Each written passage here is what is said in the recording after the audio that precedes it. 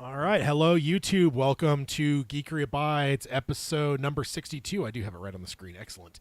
I haven't done that right in a while. So, episode 62 of Geekery Abides. Welcome. It is wrong at the bottom of the screen, though. It does say that it is June. Or no, it is June. It is June. God damn it. Feels like July for all of a sudden. Not yet. Almost. But yes, so it is actually June 28th, 2025. We're here for episode 62, where we're going to be talking some Harry Potter. We got some news to talk about as well. Yep. It has been 2 weeks since our last episode, but let's go ahead and hit the intro and get started. Make sure I hit the right pedal here.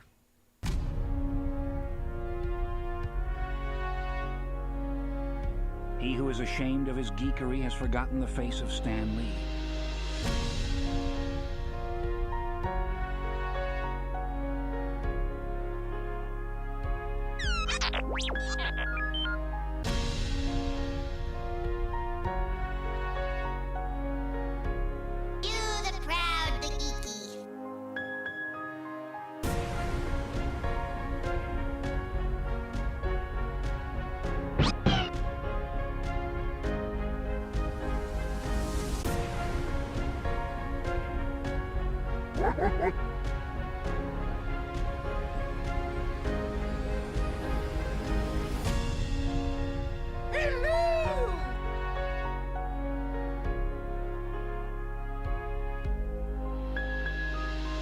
This is the podcast, Geekery Abides.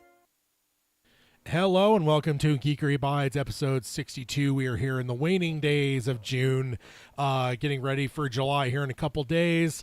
4th of July on the right on the offing for any American listeners. Can't wait for that. Sorry to the British folks. But yeah, my name is Tad, and with me as always is Peter. Hello. We are here for our second foray into Harry Potter now. Yeah. So, first time for me. I've just a month or so ago watched the first movie for the first time. Yeah. So watched the second one last night for the first time. Of course, we got some news and some other stuff to get through before we get to the main topic, but that is what is on the docket for today. Of course, on the YouTube side, if you want to, of course, like the video, that is always helpful to the algorithm gods that we call Skynet. Also, if you want to ring the bell for notifications and subscribe, because YouTube will destroy you if you don't say those things, right? or what is it? Smash the like button. Is that the other one that? Yeah. Although that's starting to fade away. I don't feel like I hear that nearly as much as I did. Hit the like button. Give me a follow. That's the one I Smash hear. the like button was like Oh, a thing. no, that it was. was. Like, It that was. You're right, I yeah. feel like that's died off a little bit. Thank God. So the funny thing is like I watch YouTube, but I'm very like back and forth with it. Like so there's times I'm watching it heavily. Like I'll be honest with you. Like I always tell you, I have like a couple like reaction video people I watch. I don't think I've watched any of their videos in like a month. I just haven't been in a YouTube type of mood. But you know what's funny is my parents, and you know my parents, but like they're actually like YouTube junkies. Like they watch YouTube more than they have all kinds of shit. I mean, my dad has this obsession with this like one where it's like this dude that has cameras set up at like a dock in Florida, and it's just like people launching and like trying to like load their boats and like And they just look like assholes. yeah, and it's like I'm like, why are you watching this? And he's like, it's fun. I'm like, no, it's not. It's just We all have those YouTube guilty pleasures. yeah, it's just funny to me because like it should be me. I'm the millennial, so like I'm closer to like the YouTube generation. It should be me that's way more like whatever. But they're the ones that like. You know, I feel like every time I'm like seeing either of them, they're watching some fucking YouTube thing or another. Yeah. I mean, it's just like, you guys are old. You shouldn't be watching YouTube. Shouldn't you be watching like laser discs or something? or watching you maybe have like satellite or cable. So what are the other old things to do? PBS. Yeah, watching a Little House on the Prairie. Just watch local channels only. Before even cable or No, satellite became a thing. I know it's a complete tangent. The other thing my dad loves, he loves watching news from other places. Like Michigan's news or something? Local news. He absolutely, like, that's one of his favorite things on vacation is to watch the local news wherever we're at. And now with the internet, like I remember that as a kid too, always being a thing that he'd get all excited about. And even now on the internet, he'll go find like live streams of like news broadcasts from Coming to you live from Akron, Ohio. it's like, what are you doing? Oh, it's funny. All right. But this is the same one that used to tell you that you were wasting time playing video games, right? He was never that. He was never like crazy that. like that. No, not so much. Like he was the first one that exposed me to video games. Oh, that's right. It was his Atari and classic Classic Nintendo that I was exposed to at an early age. So yeah, that was good. Yeah, he's a good one. Yeah, good stuff. All right, jumping on out of the tangents and on over to the next thing. The next thing up we have is emails. If you want to email the show, you can. We produce the episodes every other, so this is a Peter episode because this is an even episode. So you can email us at peter@geekerybides.com or tad@geekerybides.com. I have the odd episodes. Peter has the even episodes. If you ever want to send feedback, if you want to send ideas, lists, notes, whatever you want to send an email to either of us directly to be part of the things. Peter is frantically checking his email because he has forgotten. So. Yep. I'm not going to deny it. I'm never one that's going to shy away. Okay, we're good. Oh, we're good. man, I love it. It's so funny. All right. Let's go ahead on over to watching, reading, playing. So I guess I'll let you take over then. Yeah, I'll go first this time. I mean, it's your call on. I'm driving. Okay, yeah. Watching, I finally finished Jessica Jones. Watched season 3 for the first time, so Oh, okay. that's okay. a first for me. So good stuff. Yeah. I rewatched True Detective season 1. I got a hankering for that last weekend and put it on and Tis a good one. finished it. We went and saw Life of Chuck together. Yes. Last weekend, last Sunday. No, 2 weeks ago. Was it 2 weeks ago? It was right after we recorded. 2 weeks ago from tomorrow. So yeah, and then me, my wife, and my daughter also went and saw the How to Train Your Dragon live action. Fantastic film. I've never been a huge fan of like the live action stuff. I haven't seen a ton of them honestly, but the How to Train Your Dragon one, it's perfect. Yeah. It's a fantastic movie. I fixed a wrong. I showed my wife Spaceballs, Oh, okay. so she thoroughly enjoyed it. Well done. And then I got sick earlier this week. I got sick for just like a day and a half. It was a weird stomach virus thing. It's been going around our work a little bit. So I rewatched Punisher season 1, and so I'm 4 episodes into season 2 right now. Okay. So rewatching that. Reading, I've just been listening to. I finished Bizarre Bad Dreams, and then I didn't listen to anything for a while, but now I'm listening to Supernova in the East. The hardcore history, yeah, Dan Carlin talking about why the Japanese were so much more so than everyone else, basically. Yeah, extra. Extra, as the that's young people say. yeah. Gotta say that one to your daughter. Yeah, don't be extra. And then playing, I've been playing Repo still, Madden, and then I played a little bit of It Takes Two with my wife. It's a co-op game where there has to be 2 players. You can't play it by yourself. I hate those games. I mean, it's fun when it's designed that way. No, I just hate it because it means I'm not playing the game. Like there's one of the Tom Clancy games. It's like is it Siege or something? Where it's basically just like one team sets up in a room, the other one has to breach the room. It's and like Siege, yeah. And it's like, dude, that sounds like a really fucking cool game, but it's like I'm not like if it were, it's like not AI, what bots or Bots, what's the right word? Bots, yeah. I don't You know. got it. That Bots. seems like the wrong word. No, I feel like there's a gamer word there that I should be thinking. It's bots. It's that's the right word, sir. Yeah, either way. But there, yeah, if I feel like that's something I could just like throw on and play for a bit. But it's like the whole rigmarole of signing on, finding like. No, and playing online, we're too old for that, Ted. Yeah, if I'm gonna play online, I'm gonna go play like Halo 2 or something. Something that I know like the that muscle memory's there. Yeah, the rust will break off. I'll know the maps really well and all that kind of shit. But yeah. No, I'm not poo-pooing on your side. I just I feel at times I've been left out of games because I'm like, oh, it's only multiplayer. Yeah. And then I've also been playing Days Gone. I mentioned on our other show, it's a zombie game. Sony exclusive for PlayStation, came to Steam, so I bought it a while ago. Yeah. One of those many backlog games that I haven't played. I'm pretty far into it. I still have no idea where the story's going. It's got like 7 different stories, so it's kind of interesting for me to try and figure it out. Yeah. And then your turn. So mine's pretty light across the board. I do have Life of Chuck. I'm still watching baseball, approaching the All-Star break. Also still watching Malcolm in the Middle. I think I'm approaching the end of the second to last season. And then, of course, Harry Potter and the Chamber of Secrets. Watched that last night. And then this morning I did throw the first episode of Ironheart on. Oh, I did watch Harry Potter. I forgot to mention that one. Okay. And Ironheart, that came out. So it's coming out in batches of 2. So there was 3 episodes last week and then 3 episodes on Tuesday or Wednesday. I just haven't had a lot of time, but I did get 1 episode of it in. So reading, it is my annual reread of The Stand. So enjoying that. And then still playing MLB The Show, but I did finally decide to just do it. Embrace the greatest trilogy superhero game of all time. Batman Arkham games. No, Spider-Man, of course. So It's not a trilogy, first off. Sure it is. No. Yeah, Miles Morales is a DLC. Shut the hell up. No, it's a full game. No. They just rushed them, so it ended up shorter than it should have been, but No. it's still a full game. So No. I'm sorry, sir. The Arkham games are way better. way better. Way better. Oh, not for me, man. Oh, we're going to fight, Ted. We're going to fight. Let's rumble, man. We'll rumble. Let's rumble. I'll tell you right now, Batman wiped the floor with Spidey. That's almost as funny as saying he'd beat Superman. But no, I'm like 60% of the way through the first game. And then, I'll just carry it through. Because I've just been kind of in a funk since finishing Red Dead. I mean, It's been months now. And, like, that's one that's been tickling the back of my head. But I feel like I wasn't that far removed. I think I have played this Spider-Man 2 at least twice, and that's been out a year or so. Yeah. So it feels like it wasn't that long ago that I just replayed that. So I feel like that was what was kind of pushing me off of, like, doing it. But I think it was like last weekend, I was like, you know what? Fuck this. I'm just tired of not having anything to play. So I threw it on, and I'm about 60% of the way through with the first game. Then I hit all the DLC, do the Miles Morales, then do Spider-Man 2, which, wonderful. And I'd say all three of them are masterpieces. I will say my biggest complaint with Miles Morales is it's short, but I think that was a Sony thing. I think Sony pretty much said you must have this game released for a launch title. Yeah. So that's unfortunate. So It'll be out 2 years in October for Spider-Man 2. okay. So Makes sense. Yeah. My wife says watching Harry Potter 2, How to Train Your Dragon, Spaceballs, and then a bunch of wrestling. And her streamer guy, Jeremy Dooley. Used to catch up on Last of Us and Resident Alien.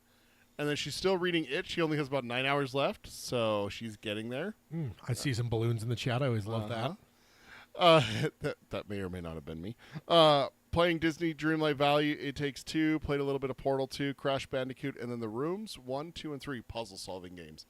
And then Mike tells her that she needs to give a review when she finishes it. And he also says to me, read your review in his impression of your voice. I was just thinking like she could just email you a review and you could read it on the episode. Absolutely, I could. I mean, that'll be over on Dark Tower Palaver, though. That's Stephen King, though. Yeah, that's true. So that's true. Also, going to officially announce it. I guess I'm going to announce it here, and I'll announce it next week on Dark Tower. She has consented to watch the miniseries and both movies. Well done. Now, the question shall be, with you? Just me? That's the question that needs to be answered, and she's here in the chat, so we can get an answer. The miniseries is going to be us. That's too long, but It Chapter 1 or It Chapter 2 maybe could be... yeah. And then look at that, right in time for Welcome to Derry coming out. I know, later right? in the That's year. coming out in just a couple weeks, right? No, it's like October. What comes out in July? Superman, Fantastic Four. No, the series. There's something that comes out in July. Is it The Institute? Maybe The Institute. I think it is. Is that July? Okay. Yeah, we don't have a solid date on Welcome to Derry yet. So. Oh, that's right. She also said this is actually the third Stephen King book I've read or listened to. I've listened to 11, 22, 63, and Carrie. I feel like there was something else, maybe 4. Oh my goodness. Salem's Lot. She read Salem's Lot. Yeah. I started her where you started me. Oh, okay. It's not a bad way to go. I learned from the best. So. Oh, man. All right. So let's go ahead and move on over to the news. That's the wrong button. Jesus. That actually startled me. I was not ready for that. I was reading something. Oh, man. So the first one is probably the biggest news. Dude. Bond has been announced. The first post-Broccoli family Bond with Amazon. Denis Villeneuve has been announced as the director of the first Bond movie. Yeah, famously directed Dune and Dune Part 2. Yeah, I mean a lot. A lot of other stuff too, Yeah. but those are the big hitters recently. So. Yeah, so this is huge. Denis is in the J.J. Abrams role of having to birth the new era of Bond post Broccoli family. Denis is already locked into his third and most likely final Dune film, Dune Messiah, which comes out December of 26. Yep. So this Bond film is likely a little ways out. I wouldn't expect it probably until 28 or so would be my guess. And that's even like if there's like no break between like Dune Messiah getting into to Bond. So it might even be 29. So it's still a ways away. I bet you we're still a little ways away from having like the actor announced and stuff as well. It just feels like that's premature if you do it now. Yeah, exactly. So yeah, who knows? Maybe the one that's going to be playing Bond is still too young for the role at the moment, but we'll be fine in a couple years. Tanya Laponte, David Heyman, and Amy Pascal, yes, the former head of Sony, are producing along with Denis. We actually had covered a rumor a while back that there was some talk that Amazon would bring in like some heavy hitter producers to kind of help shepherd the whole thing. And Amy Pascal legitimately was the head of Sony, and she's the one that's been the architect and the actual producer on all the Tom Holland Spider-Man films. So like, that's a big hitter producer for sure. So that's the team makeup. So Denis, I got a quote from him. He says, "Some of my earliest movie-going memories are connected to 007. I grew up watching James Bond films with my father ever since Dr. No with Sean Connery. I'm a diehard Bond fan." Quote, "To me, that he is sacred territory. I intend to honor the tradition and open the path for many new missions to come. This is a massive responsibility, but also incredibly exciting for me and a huge honor. Amy, David, and I are absolutely thrilled to bring him back to screen. Thank you, Amazon MGM Studios, for their trust." So then Mike Hopkins, head of Prime Video and Amazon MGM Studios, said, quote, "We're honored that Denis has agreed to direct James Bond's next chapter. He is a cinematic master whose filmography speaks for itself, from Blade Runner 2049 to Arrival to Dune. To the Dune films, he has delivered compelling worlds, dynamic visuals, complex characters, and most importantly, the immersive storytelling that global audiences yearn to experience in theaters," which I guess hopefully means that Amazon will be putting it out in theaters and not just doing the shitty streaming thing. Because hopefully theaters, I mean, it'd be a tragic thing if Bond was going to a small screen to begin with. James, quote, and he goes on, "James Bond is in the hands of one of today's greatest filmmakers, and we cannot wait to get it started on 007's next adventures." So also what I love about this, that with the internet, is history is easy to find. Denis has talked about Bond a number of times throughout history, so let's go ahead and read those quotes. Back in 2015, long fucking time ago. Long time ago. While he was doing press for Sicario, that's right. I forgot he did that. he said in 2015, so I have it titled Denis 2015. So "I was raised with James Bond. I love James Bond movies. I would love to do a James Bond movie one day. Action is very cinematic. I'm not someone that loves dialogue. I'm someone that loves movement. Loves movement. Action, if it's done well, can be very poetic and meaningful." Then apparently he mentioned talking to the Bond folks back in 2017, but that's right when he signed on to do Dune. So he said in 2017, he said, "I had some contact. And the thing is, I'm really busy right now." So then in 2021, he said to the Happy, Sad, Confused podcast, quote, "I would deeply love to one day make a James Bond movie. It's a character that I've been with, like everybody, since my childhood. I have a massive affection for Bond. It'd be a big challenge for people to try and reboot it. It's true that it would be a dream to do 007. I don't know if such a thing would happen, but it would be a privilege. At the end of the day, that would be pure cinematic joy." So what was that last quote? What year was it? 21. Interesting. So that would have been the first one, the 2017 one, got me thinking like. So 2015 is the first one. And 2017. No, 2017 is when he was. Said he had contact, but he's busy right now. Like the first time he talked to someone. So that would have been with the Broccoli's. Interesting enough, I was looking at where the movies came out, like where does this fall and everything like that. The only movie he would have been in line for is No Time to Die, the very last Daniel Craig one. Yeah, because Spectre came out in 2015. Okay. So he would have been looking at doing the final. I mean, Daniel Craig maybe, movie. unless and that's when that movie came out. I wonder if he had contact with them after the movie came out about potentially the next one. Yeah, no, it came out in 21. No Time to Die came out in 2021. Oh. So 2017, that's where he would have been in line to do that. Oh, but then in 21, he says, "What did he say in 21? Like I would have loved to do this." Yeah, so he basically just restated. So ultimately, he's been very consistent over time that he's obviously a huge fan. And yeah, it sounds like whatever. So I guess the in my mind, of course, there's some big what ifs throughout history. Spielberg was turned down to do the original by Cubby Broccoli, the patriarch of the Broccoli family, because he was not a proven commodity.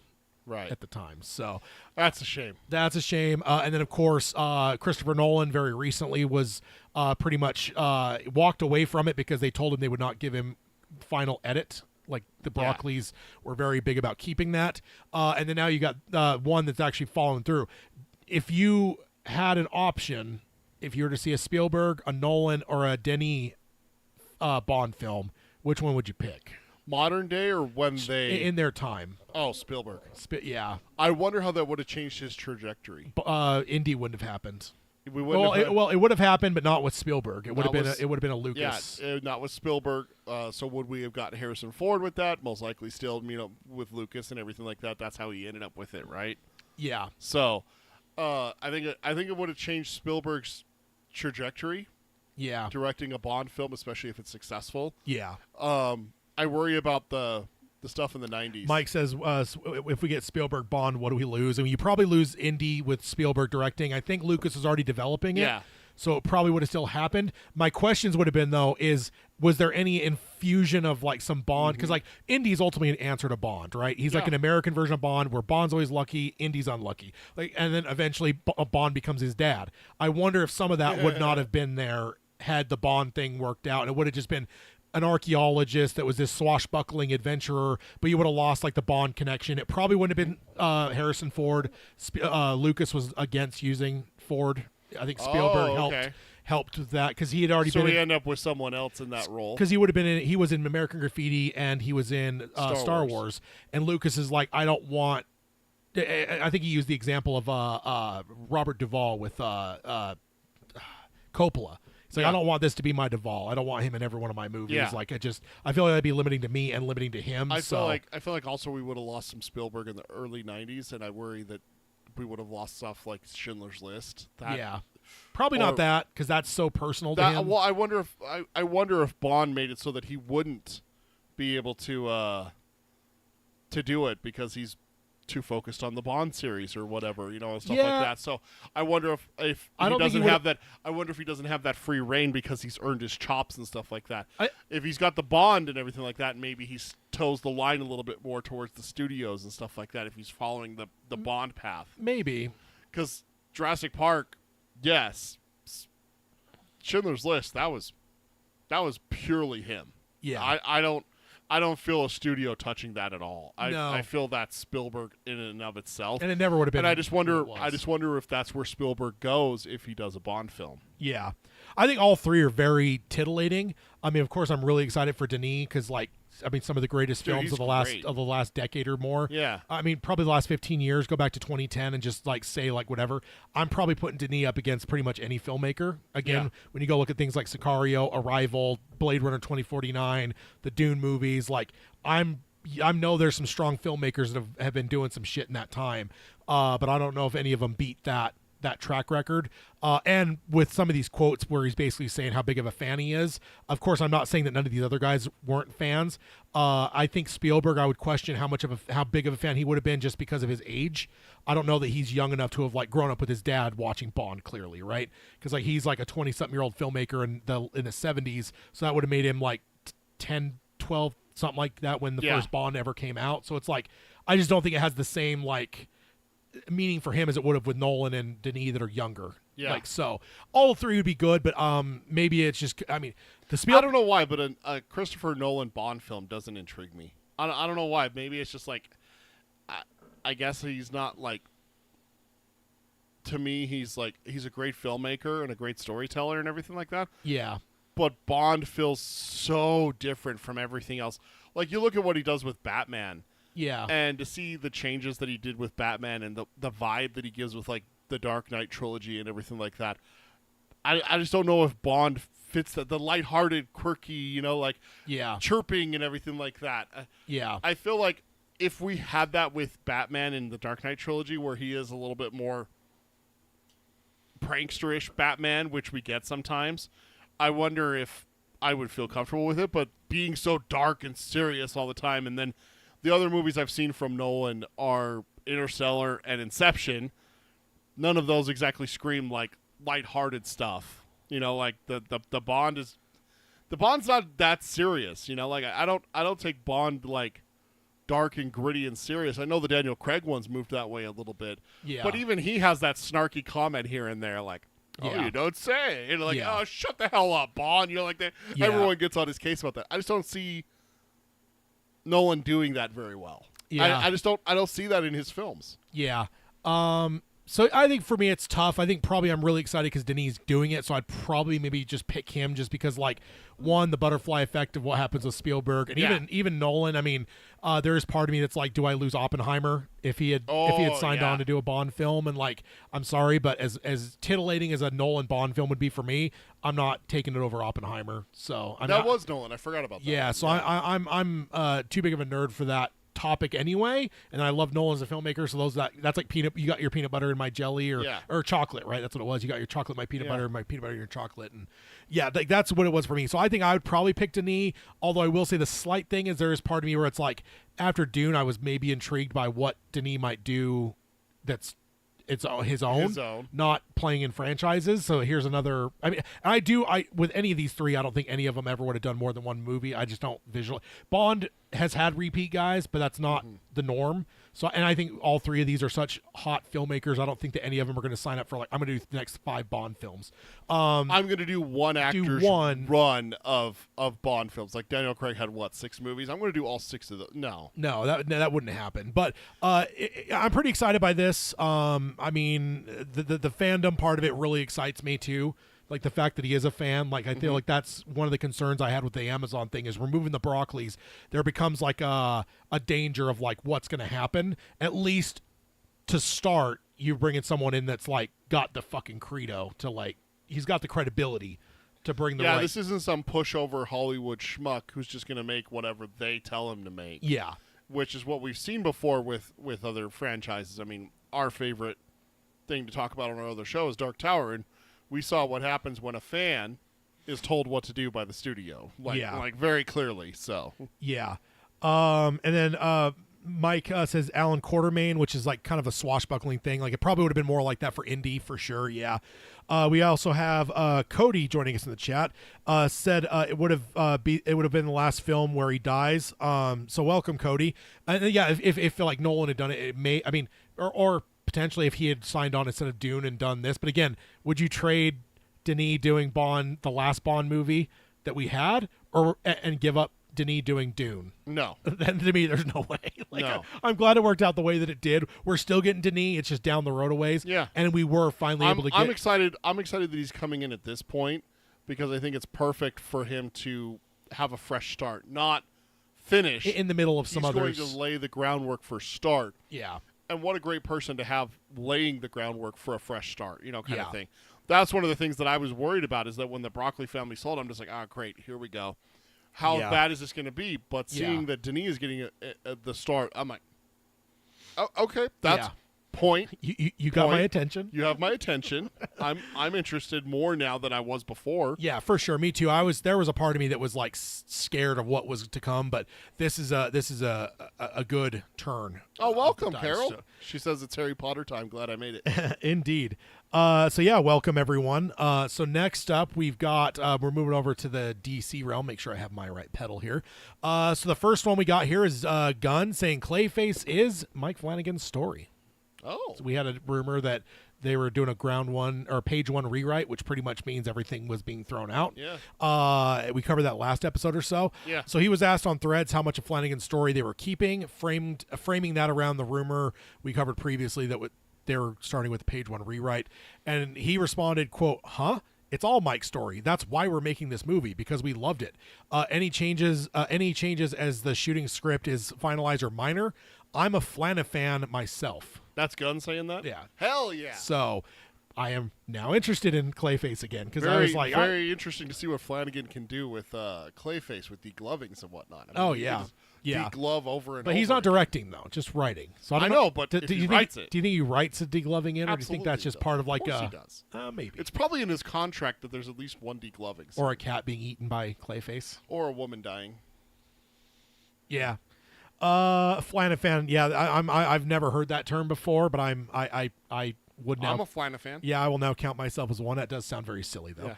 So I am once again interested. Also, he did announce Gunn as well, separate from this, but around the same time, they've announced their Clayface.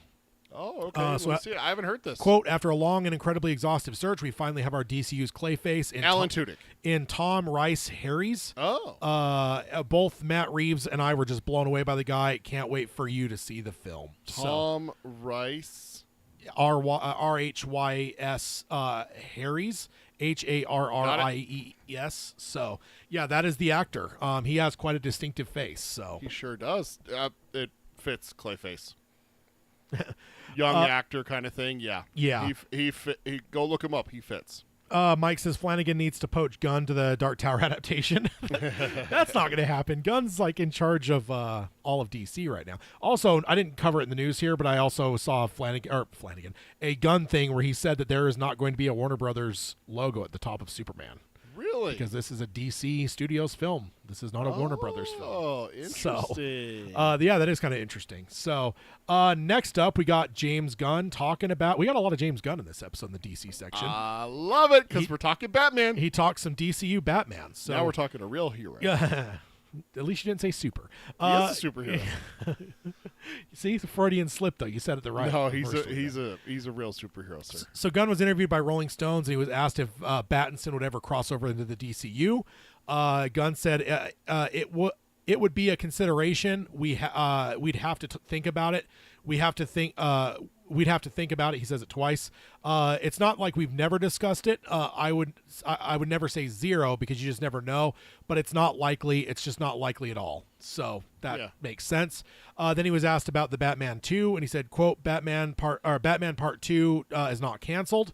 That's the other thing I keep hearing all the time is that Batman 2 is canceled. It's not canceled. We just don't have a script. Matt's slow. Let him take his time. Let him do what he's doing. Yeah. God, people are mean. Let him do his thing, man. So yeah, that sounds about right. When asked about, I did see that quote about the Batman too. That did come across my desk. When asked about the Brave and the Bold, that Gunn is not writing but is heavily involved in developing with director Andy Muschietti. Speaking of it, Hey.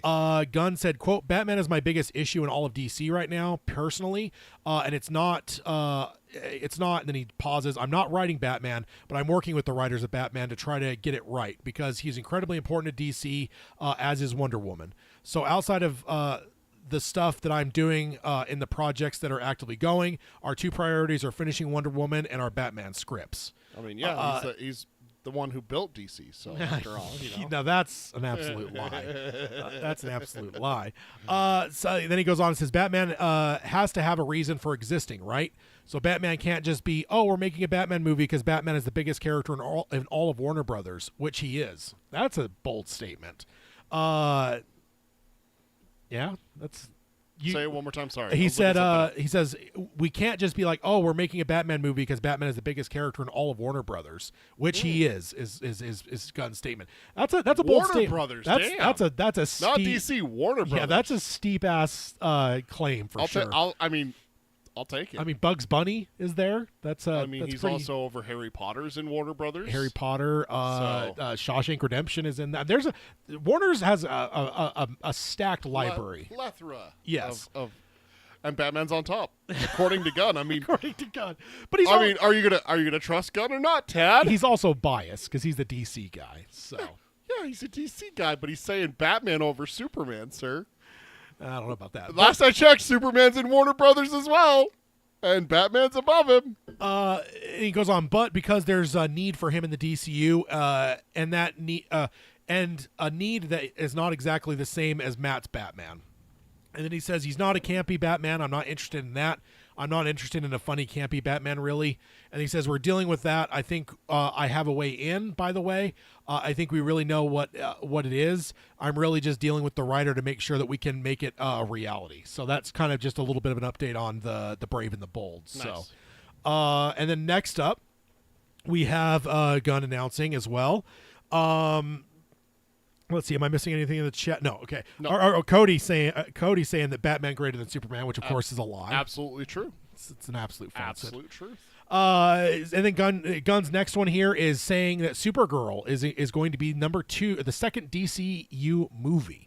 So Gunn just posted this on his social media. Says, I didn't necessarily know that Supergirl will be the second movie we were going to make, but Anna Nogueira wrote an incredible script, and we hired an incredible director. We're going to do this movie after Superman because that's the best option. So sounds like we're getting Kryptonians 1 and 2 right out of the gate for the DC. Get the lesser heroes out of the way for when Batman comes in. Get the superheroes out of the way for the little lesser, sad orphan to come in with his little... Superman's an orphan too. What the fuck? I mean, at least Batman still has a planet. Partially an orphan. Ma and Pa Kent are still around. No, they're the ones that really raised him. Alfred's still around, sir. I mean, if you're going to play that card, we still got Alfred, and I'll take Alfred over Ma and Pa Kent any day. I've seen that scene where he puts the shotgun and everything like that. That's badassery right there. I've never seen Ma or Pa Kent pick up a shotgun. They're farmers, sir.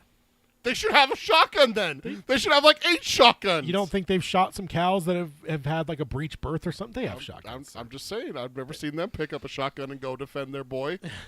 They don't need to. It's Superman.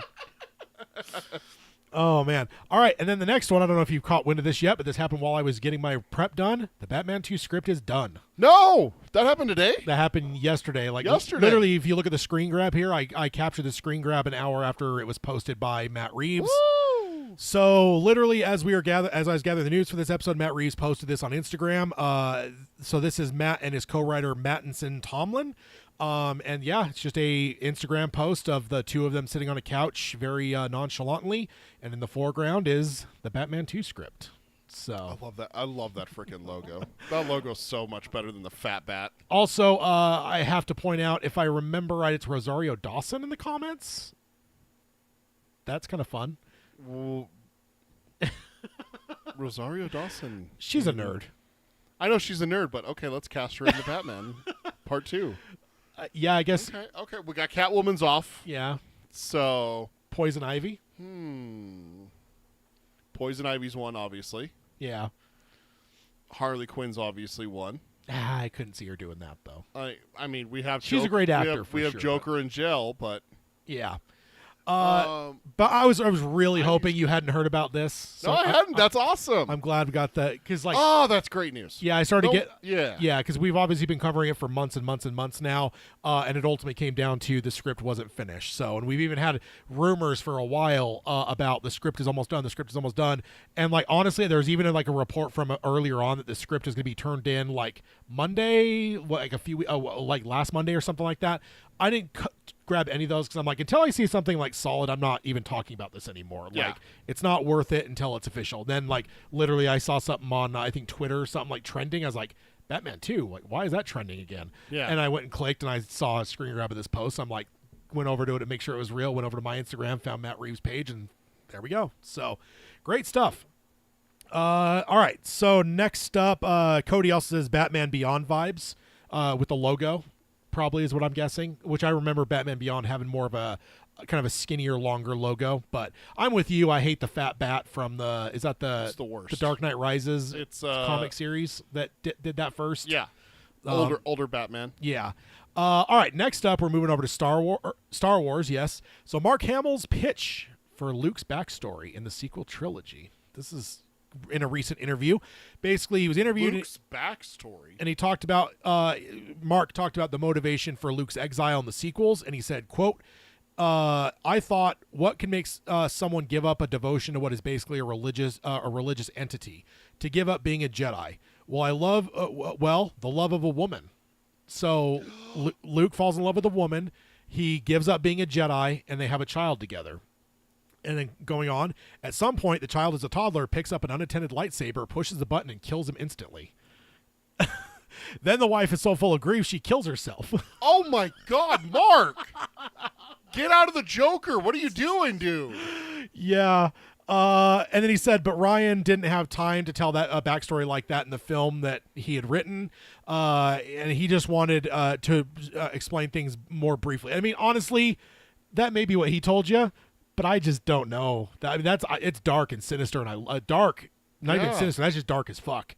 But I don't think you could have got away with that. No, that would have been. But like, I think something similar to that would have worked. What if they're, he does leave the Jedi Order and they are killed by raiders, and then Luke goes full fucking, John Wick and just fucking murders every man, woman, and child.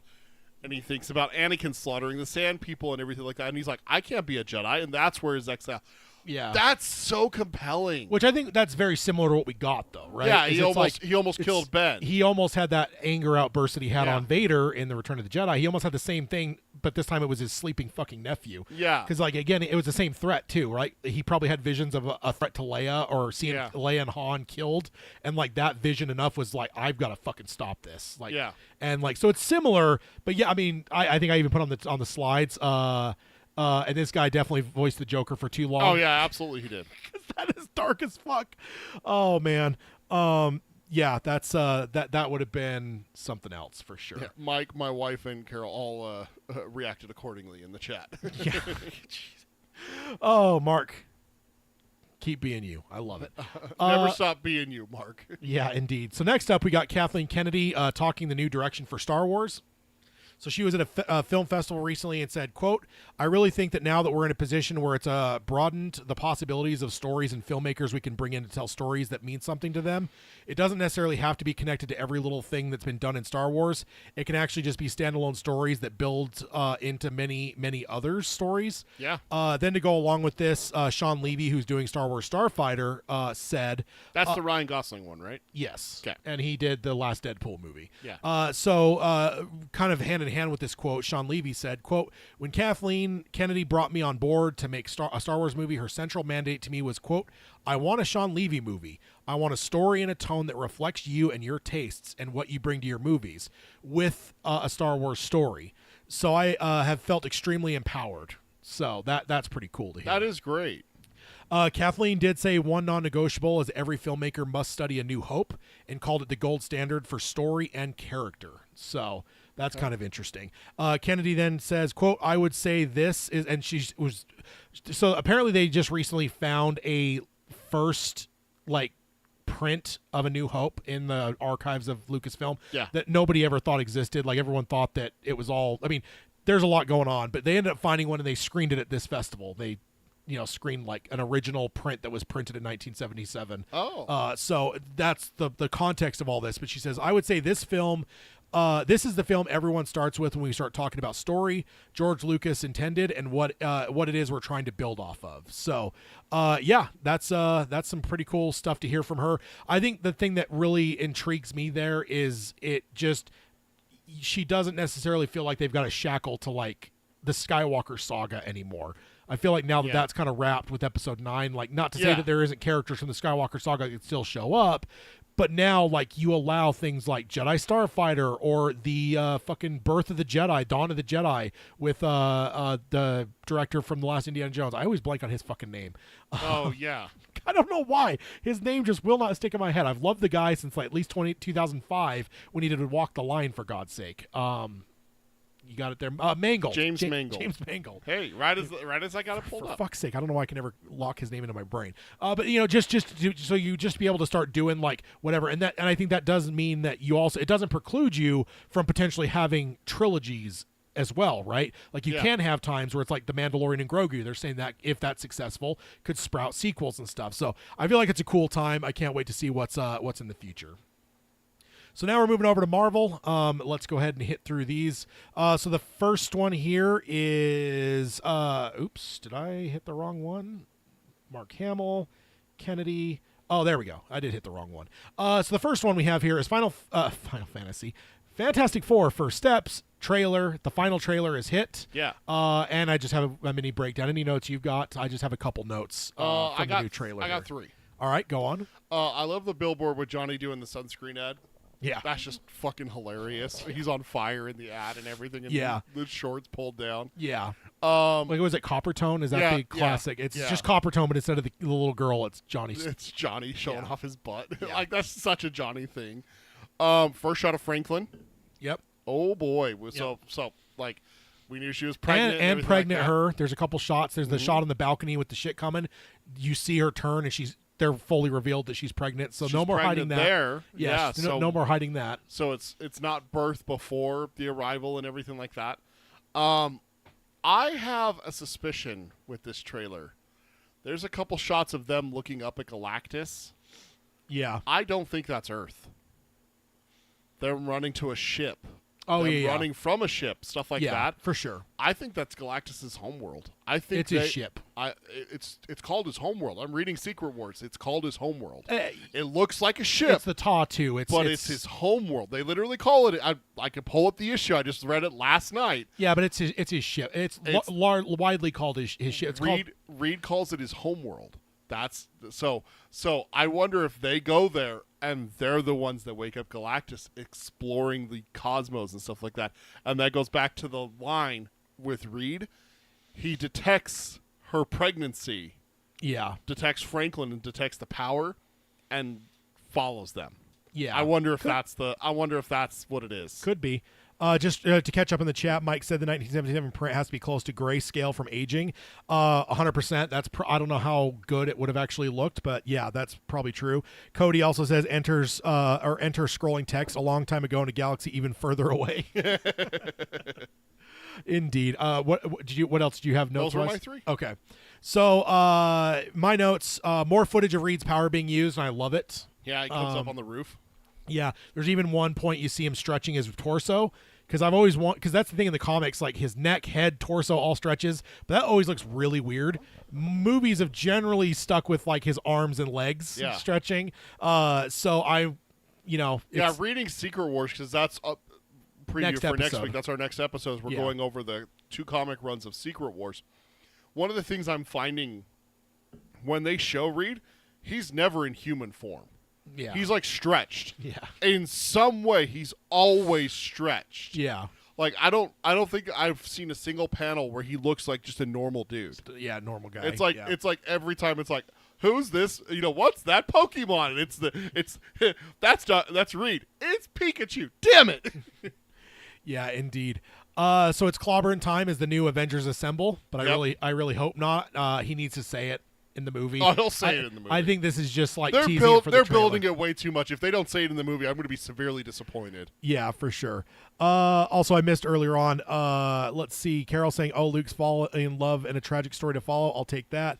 Also said, like Andor, seemingly unconnected but so well done. Yeah.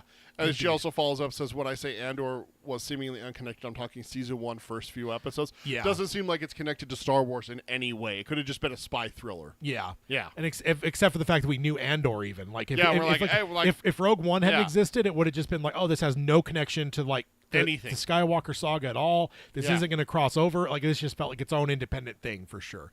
So then the Johnny and Ben dynamic is absolutely perfect. Oh yeah, I feel like say it. That's been done a little bit throughout the other movies, but never nailed perfectly. I feel like that's the thing that every version is fucked up. Is none of them have captured the Ben and Reed relationship, because those two are absolutely like brothers, like best friends beyond friends. Yeah, and then Johnny and Ben, their relationship is just it is what it is. And none of the films have truly captured that. No, and just the trailers, what we've seen already to me looks absolutely perfect. The other ones always have it where they end up like fighting each other all the time, and it comes down to blows, and he's shooting fire at him and stuff like that. And that's from what you're saying, that's not what it is. No, and then there's always an antagonizing, like it's like a little brother type, just annoyance or whatever. And like there can be strife between the two. But they're family. But they are family, and like it's just like it should feel like a younger brother that just grates on you. Yeah, and that's what I'm getting with these trailers. So, chills with the surfer heralding, like that's just incredible stuff. Yeah. Also, no full reveal of Galactus. I mean, there's still some TV spots that are going to be coming over the next couple weeks. I'm going to avoid because I don't watch TV spots. That's when they start showing too much, in my opinion. Yeah. But we are now all the way through marketing, trailer-wise, and we have not seen Galactus's face. Yeah. So, also, I noticed a sign when Sue is going through the crowd that's with her baby. When she's holding the baby, and there's a crowd around. There's a sign that says "Earth believed in you." Past tense there. So that's goes to the theory that we talked about previously, that it felt so sweet and wholesome and everyone just loved the Fantastic Four. It's like there's no way you could do that and that stays that way. Yeah, there's got to be a turn where it's like we all love you, and then like something happens where it's like we fucking hate you. You were the worst. Like, well, it could just be like we trusted you. Like that's kind of like the reporters' vibes kind of feel that way. Like, are you going to save us or are you going to protect us? Whatever that question is. He's Yeah. like, are we safe? That's what it is. Are we safe? Yeah. I don't know. Yeah. If they're the reason that Galactus woke up and found Earth, that could definitely turn the public opinion against them. But here's the other thing I think it's going to, and it is my actual like full-on theory, and this goes back to not even trailers, but this goes back to the first synopsis. Yeah. When it said Galactus, and then it says, then it gets more personal. And we were saying, like, how could it get more personal than eating your world? Yeah. And I speculated way back then, before we'd even seen a shot of this film, what if it's Franklin? And what if he wants the baby? So that's what I'm saying. Now it's starting to look like that, to where what if he or Silver Surfer is a herald, the whole world hears, I will spare your planet if you give me that baby. Yeah. And they say and no. They're like, no, we're a family. We're not giving you our son. And then the world's like, we don't know if we have Star Trek in this world, but it's like the needs of the many outweigh the needs of the few. Yeah. Your baby's not more important than this entire fucking planet type thing. So I wonder if that's... you're a real hero, you know. Exactly. Like sacrifices should be made. So, or from the Last of Us line, sometimes children die. Oh, God. Yeah. That fucking lady. So every shot of the Fantastic Car is absolute perfection. Whether it's on the ground, whether it's flying, the fact that Ben's pilot seat's in the middle because he was a pilot in the comics. So like he was the pilot. And they even the first teaser I think says is the best pilot in the galaxy kind of thing. But the fact that he's also in the comics, he was also World War II like dogfighter, like in airplanes and an shit. ace. Yeah. Like, so I think like having that like looking like a plane where it's in the middle of it, not just like 4 seats. I love that.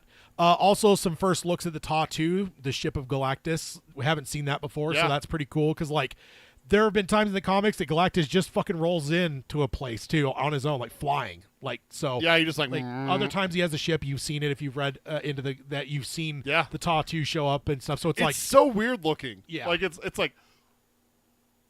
What is that? It looks like a kid drew that. Yeah, exactly.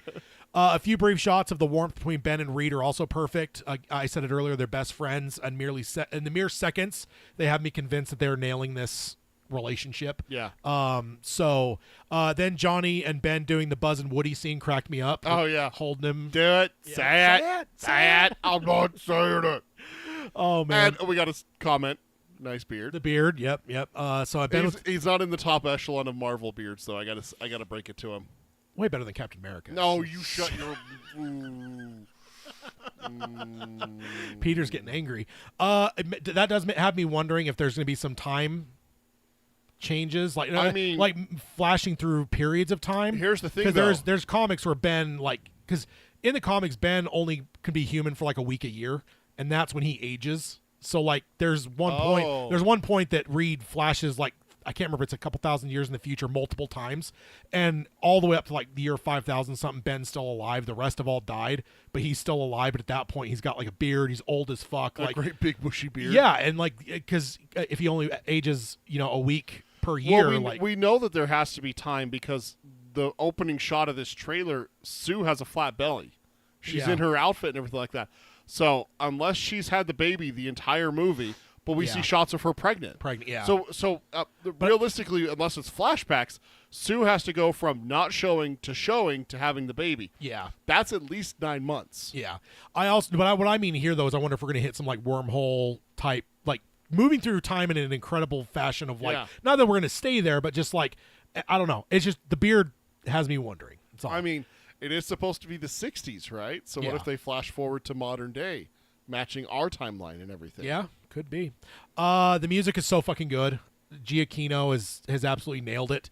Also, I have something I wanted to point out. I don't know how I've missed this, but watching this fucking final teaser, seeing the Excelsior, their ship, it dawned on me. The Excelsior that we see here has 3 prongs. Yeah. The Excelsior we see in New Avengers has 4. Different ship? It's a different ship.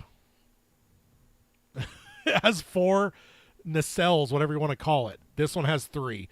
It has been in front of us the entire fucking time. Those are not the same ships. Doesn't mean it's not an evolution of it. It's a different one, but it's like throughout this entire trailer, you see the Excelsior being used, and it's got 3 things, 3 prongs, whatever you want to call it. And the one in the New Avengers post-credit scene. It's even. It's got 2 on each side. So I don't know how the fuck I missed it this long, but it's been right in front of us the entire goddamn time. Okay.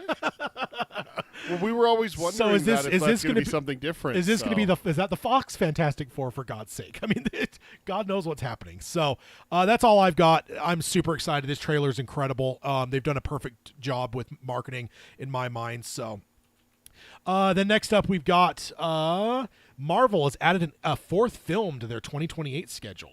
Okay. So that's interesting. So currently, MCU is sitting with the following release dates in 2028: February 18th, May 5th, November 10th. As longtime Marvel fans, none of those dates sound out of the ordinary, right? You got your mid February, early May, and your November. Those are classic MCU release dates. Yeah, November. I know for a fact November. That's Doctor Strange. That's Thor was Thor. there.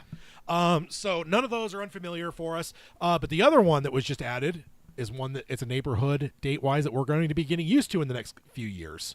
December 15th, Marvel is nabbed for 2028. Yeah. So December, we obviously have had Spider-Man. We have the 2 Avengers movies coming out in December as well. Yeah. So no indication on what any of these movies might be, but we can suspect that it might be things like Shang-Chi 2, Black Panther 3, Blade, or the X-Men movie. I'm not sure how this fits into the Iger edict of 2 to 3 films per year. That is what's kind of perplexing me a little bit. And this is all from Variety too. This isn't like a leak. This is that, whatever. Of course, Disney gave them this info. Yeah. The only thing I will say to potentially throw water on any of this train of thought is there is also a possibility they just nab this date and they end up not using it. It could easily be something that gets shifted to Star Wars, to Pixar, to Disney. Like, it's all a family, so it's like it's a matter of like there may not be 4 Marvel movies. Yeah. Or one of the other dates gets freed up for something else. That gets moved to the December date. Yeah. So the other thing I will say, though, is there's been a lot of speculation online that I've mostly ignored. I think Hayden even brought it up a few episodes ago, that there's been some rumors that Secret Wars might get split into 2 movies.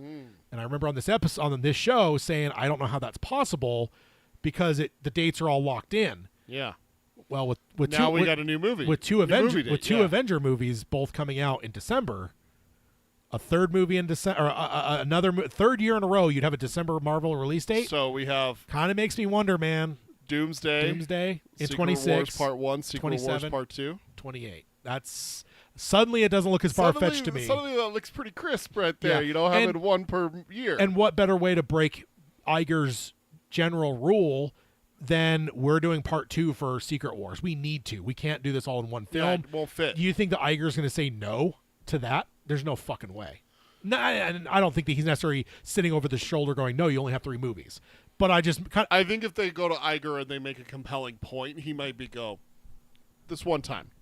Yeah. I'll allow it this one time. And I do think that with Iger, it's a general rule. I don't think it's like a hard and fast, like absolutely, but I think it's a good, here's our standard operating procedure. Yeah. We can break it at times. Also, let's be perfectly honest. If you're filming Part 1 and Part 2 together, it's not as cost heavy if you film 2 separate movies. Yeah. Shang-Chi Part 2 versus Doctor Strange Part 3 versus Secret Wars Part 1 and 2. Yeah. That's the same thing as shooting Infinity War and Endgame. Part 1, Part 2 kind of thing. Yeah.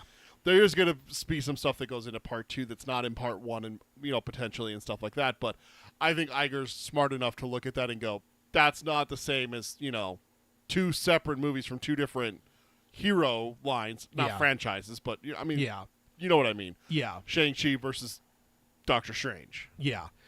Yes, for sure. All right. Next up, we've got new Avengers director confirmed for X-Men. Oh. So that's been the rumor, but this is now confirmed. Now, Okay. I want to mention, this is not officially confirmed. Okay. This was not announced by Disney. Okay. This was leaked by someone. Or not leaked, but this was misspoken by someone that would be in the know. Tom Holland, what'd you do? Or Mark Ruffalo. Mark Ruffalo. Those are the 2 famous So ones. Marvel snipers are oiling their guns because this isn't official, but this is someone that was talking out of school. Any guesses? Any guesses? Outside of, you just already said Tom Holland and they're Ruffalo. not involved with X-Men, though. So New Avengers, maybe? Someone who was with him on New Avengers. Was it Florence? No. Okay. It was Ryan Coogler. Ryan! A director himself? He was being interviewed about upcoming projects, including Ironheart, that he's involved with. Yeah. And was asked if he'd be directing X-Men. And he quickly responded, no, Jake is directing that. And the interviewer is sure to clarify, Jack Schreier and he affirmed the question. So that is now. And then his phone rings and it's a mouse, and he goes, "Huh, that's weird." But it's like a dark mouse with Yeah. red eyes. So No, it's just the silhouette, just the black Mickey Mouse ears. yeah. Oh man. All right. So and then next up we've got allegedly.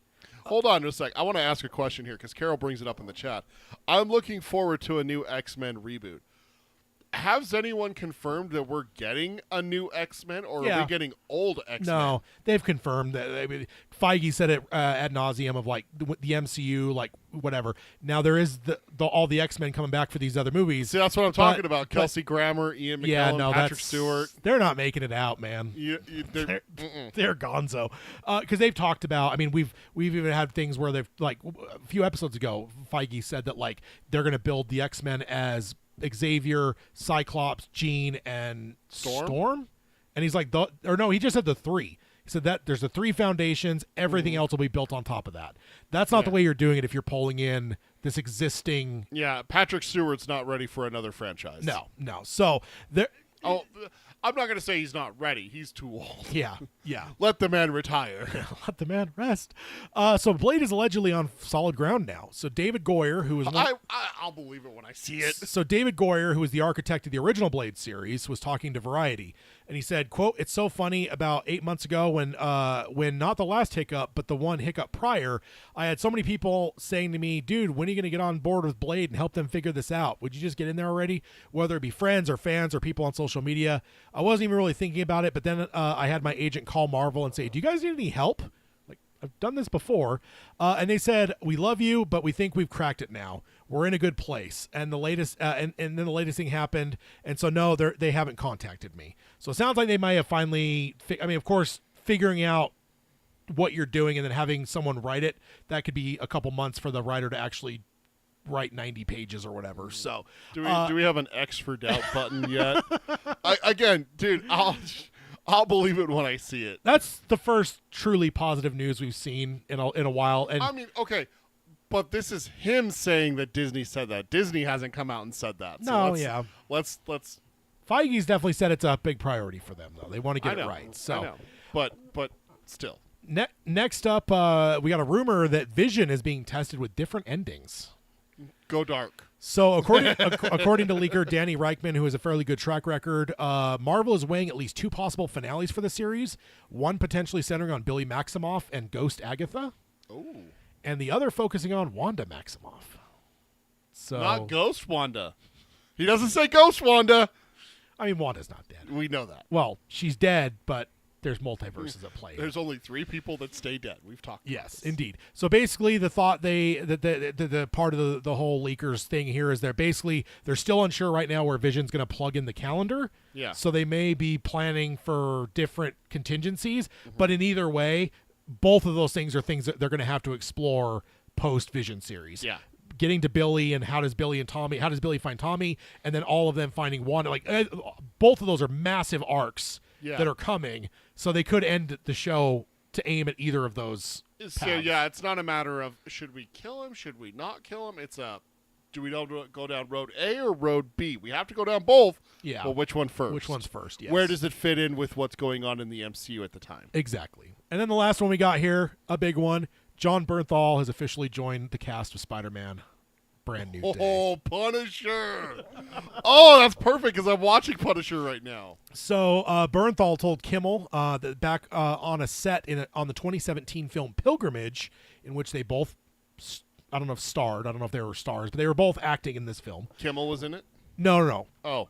Bernthal and Holland. Oh, Tom Holland. Okay. So Bernthal was telling the story. He said, quote, "We did a film about 7 or 8 years ago, and that is where both Tom did his audition for Spider-Man, and I did my audition for Punisher. We actually made each other's audition tapes on that film while That's they were doing cool. that other film. So he says, I gave him a note, Tom, maybe you should go run up the wall and do a double backflip and then start the scene. And he was like, yeah, you think I should do that? That's not too much. And I was like, I don't think any of those fools are able to do that. And that's in fact what he did. And I think there's actually been legends that's what one of landed the things that really helped him Yeah. do it is they're like, oh shit, this kid's like limber. Nimble. He could Yeah, do look at yeah. this- So Look at this gymnastics over here. I never knew any of that, but I have to wonder, Frank and Peter might be what they might be doing with or against each other. Oh, classic would be against. Oh, yeah. I mean, Frank kills people. Peter obviously does not. yeah. This is exciting, though. This is... It's really funny, too, because Frank's fake name is Pete. Yeah. And when he gets his new identity in the series, in the Netflix series. So yeah. But we also know that Frank is alive and well at the end of Daredevil Born Again. So yeah. What's he gonna do now that he's free? That's what makes me wonder. So he's got his standalone movie that they've said they're doing, like the special presentation, kind of like the Guardians Christmas movie. Yeah. They got that coming, which is why he escaped at the end of Born Again. Now it's a matter of how does he play into Born Again season 2? How does he play into now Spider-Man? Like Frank he's on the loose. I like it. So yeah, can't wait. Frank on the loose equals good things for us. Yes, indeed. But that brings us to the main topic. That's The all we main got topic. for news. So All right. Yeah, only 5 minutes over an hour. I usually try to shoot for about an hour for news, but we're gonna be good. Yeah. It's good. It's good. So we're talking Harry Potter and the Chamber of Secrets, or Harry Potter 2 to Tad because he's uncultured and everything. And I put the title on there. Oh, you did. Look at that. All Yeah. right. I mean, on the screen, the video is titled Harry Potter. I got to keep the video titles shorter. Yeah. Just because, like, I don't know. Well, Harry Potter has some lengthy titles. Let's be perfectly yeah. honest. So And movies. I was surprised how long this movie was. this actually was one of the first things I was going to bring up. This is the longest of the movies. Oh, okay. I was about to say, did he just get progressively No. longer? I expected like Which is- like a 90-minute movie, or maybe an hour and 20. Yeah. Or an hour and 30, like an hour and a half, Mm-hmm. 120-minute movie, and then it's like, oh, it's a fucking 2 hour and 30-minute Yeah. movie, and I was like, good lord. Then this one was almost fucking 3 hours. Like, Jesus Christ, this is only the second movie. I thought the same thing when I turned it on. I was like, oh my God, this is 2 hours and 41 minutes. Yeah. So just to set everyone in the background, you are a longtime Harry Potter fan. Started reading when... You read, then watched, right? You read the books before the movies? I started reading when book 4 was out, but not book 5. That's when I started... Were the movies not out yet? When I started with the series. No, the movies had not come out yet. Okay. Interesting note, I don't know if you knew this. The book series had not finished when the movie started. Yeah, no, I remember that because I remember working with like media, like home media Yeah. shit, and I remember dropping pallets for one of the Harry Potter books, and Yeah. the movies existed. Otherwise, I wouldn't have known what the fuck Harry Potter was, because I'm a movie guy, right? So it's like Yeah. it wasn't in my wheelhouse, but like it was a cultural phenomenon enough to where like we had like a midnight release for it and shit. I remember dropping a pallet that was like 6 feet. You know, what is a pallet? 5 feet by 4 feet Something like times that, 6 yeah. feet tall. That was a lot of fucking books. And yeah, there was a bunch of people. God, somebody just told me too that they were. My waitress that I go to fairly regularly. She's going to a Harry Potter convention. Yeah. On next weekend, on the 4th. It's like, Oh, I yeah. didn't know that was a thing. I guess. Oh, dude, Harry Potter is massive. I mean, it has its own theme park, for God's sake. So Yeah. No, I understand. I mean, that there's a for lot of sure, places but- that have there's a lot of theme parks themed to Yeah. towards. I mean, How to Train Your Dragon just got one too. What? Yeah. Have they opened the Mario Land in America yet? Uh-huh. Okay. Because they did that in Japan. Like I think there's two. I think there's one in California and New York. they dropped the one in Japan like 10 years ago, and I was like, that's bullshit. Mario belongs to us, not Japan. Universal Studios Hollywood in California and Universal Epic Universe in Orlando, Florida. Okay. Oh, that one opens in 2025. So maybe that one is not open yet. Okay. So yeah, then to get back to we kind of lost a little bit there. So you have been a longtime fan. I up until a month ago. You watched the first movie in the end of May. Okay. So yeah, a month ago. I watched. It was our last episode before we had to start pushing episodes in June. So Okay, and then we did the Last of Us. Yeah. That's right. So that was the first time I had ever watched Harry Potter. It's something I missed. I think the books came out. By the time I caught wind of them, I felt I was too old. I felt like they were more young reader stuff. Yeah. By that point, I was already reading Stephen King and all that kind of stuff. So I missed out on it reading wise because I feel like we're in the generation that it was kind of our thing, like you know what I mean? Like a lot of people, the millennial. I mean, that's the joke I always hear is like, you know, like when people are talking shit on millennials, it's like, oh, I don't care about what your Harry Potter house is or whatever. So, you know, and it's just like that's just a hugely millennial thing. But I missed it. And then when the movies came out, I just really wasn't interested because, you know, it's like, oh, the books were kind of young adult things, so the movies probably won't appeal to me. So, I completely missed it. Never really. You know, I think I tried to watch it once with a girl, but didn't get more than a few minutes in. I wonder why. Nope, we're not going to talk about it. So, Tad, you enjoyed the first one. And thank you all for the compliments on the the Indiana Jones reference. Yes. You did enjoy the first one. I did though. a lot more than I expected to, actually. Yeah. So yeah, and so I was excited to dive into this one as well. So The first book was published in 97. The second book came out a year later in 98. yeah, so I mean, like I would have we were been 12, 13. 11, 97. Yeah. 12. Turned 12 in 97, Yeah. so it could have been 11. I mean, it depends on when it came out. June. So you were 11 when Yeah. it came out. Yeah, so again, So the perfect age to read see- Harry but Potter, see, I but didn't- you didn't get it, and you didn't run into it until later. yeah, I don't think I even Is heard, what- is what he heard said, about yeah. it until like late junior high or early high school. Yeah. And of course, when you're that age, you're too cool for school. So And also, let's be perfectly honest. At that time, Tad was reading Stephen King, yes, quite heavily. very heavily. So- like, he had been reading Stephen King since you were about 8, right? No, 12, I think. 12. About 12. Yeah, it's about So when I right around this time, when Harry Potter comes out, you had discovered You were discovering Stephen King. not discovered. I always knew about King. Yeah. because my well, mom. no, reading Yes. reading and discovering King stories through reading, not watching. Yeah, I jumped from Goosebumps To King. to The Shining, and And this look is back, so. obviously a very different style and everything like that. So it makes sense and everything. And then again, I feel like I didn't even hear about it until like late junior high, early high school. And like Yeah. by that point, again, you're too cool for Probably school. I'm around, not going to go read a probably kid's around book. when the movies started coming. Because the first movie came out in 2001. So Probably. when the movie came out, you're like, "What is this Harry Potter shit?" And you find out it's Yeah. a book series, and you go, "Oh, it is." And then you go look at the first book, and it's this big. When you're used to reading King, and it's in the this young big. and it's in the young adult And section. you're like, and "That's not like, for me." I'm a high schooler. I'm an adult. I'm very obviously a mature adult and fully developed. I don't need to read young adult. yeah, exactly. So exactly. For me, it was more of like I went from Animorphs to Harry Potter. Okay. So I read some Animorphs too. Yeah, not as much as you, but I read fucking some. loved Animorphs. Yeah. I still think that they're Hollywood. You're dropping the fucking ball by not having a fucking series on this. Like, you could make 8 seasons of Animorphs, and you would make a fucking boatload of money. Yeah. Get on it. But so After you do the Dark Tower, Hollywood. no. That's obviously separate. Do not delay the Dark Tower film. Did you have any predictions? Mike Flanagan signs on to do the Animorphs series. Oh my I would kill you. I would legitimately. I would die. I would legitimately. I would be dead. Tad would murder me. Yes, indeed. So I did write down from our first episode. Tad does have one lingering question.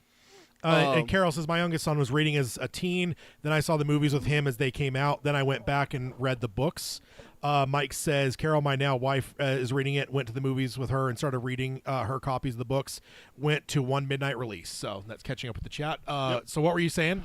Tad does have one lingering question from the first movie, is why do they make Harry go back to the Dursleys? Yeah. Just want to remind everyone, I'm going to be writing down Tad's lingering questions for Harry Potter to see if they get answered, and also if he has any predictions. I don't think you really had any predictions from the first one that I had recall. some. Yeah. I said that the ginger's going to end up with the girl.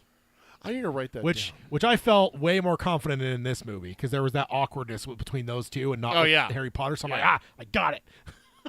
I don't know why. It just felt too obvious. Now, I will say, the ginger sister, though, that might be a Harry girl. That's all I'm saying. Okay. Just maybe it's because, like, growing up, like, my uncles, like, there's, like, the uncle we worked with, like, he married a girl, and, like, dude, like, growing up, like, that was, like, my uncle's friend group, and that was one of the sisters. So, like, it just feels natural where it's just like, oh, really Dude, good I saw friend that. sister, and, like, it happens. So, I saw that so much in like film and TV that I expected my wife to come out of one of my sister's friend groups. yeah. I just was like programmed from Yeah. early on, like, oh, that's where I should look if I want to date someone. And Yeah. then when we went to different high schools, it became not an option because they were at a different school. Yeah. So Yeah. kind of interesting. So that's when I came Okay, out of this. I'm I know going to go back and I'm going to watch our first episode. I wrote those 2 down, so we're not going to forget them again. Did you have any predictions before watching this one? Did you have anything for this one? there's somewhere in my mind, it could just be cultural osmosis. I wasn't expecting Gary Oldman yet. Mm-hmm. I don't know why 3 or 4 is stuck in my head. I don't know. Maybe it's because I've looked it up over the years. But the problem is I would have looked it up, seen the title, and not known what the fuck movie it was. Right. Because what the hell what does any of it mean? Yep. So I wasn't expecting Gary, but he's one I'm anticipating. Cause Can't wait. I love Mr. Gary. I mean, he could have been playing a brick or a book in this one. He played the snake. Yeah. The basilisk. That was Gary Oldman. It Um, has a voice. Yeah, no, that's true. I don't know if I had a lot of predictions going in. Just kind of just went in. Okay. Yeah. Um, Again, excited. First off, did you enjoy it? Yeah, I did enjoy it quite a bit, even after seeing the runtime and being like, how the hell did it get longer than the last one? Like, second shortest book, longest movie. Oh, okay. Go figure. That's interesting. I will give you some heads up because we are doing the third Harry Potter on August 16th. That's The Prisoner of Azkaban. At this point, the films change directors. We go from Christopher Columbus to someone else. Yeah. And then it's someone notable for the third one. God damn, I know who. Alfonso Cuarón? Is that who directed the third one? Looking it up now. Alfonso Cuarón. Yeah. Okay. And also cultural osmosis.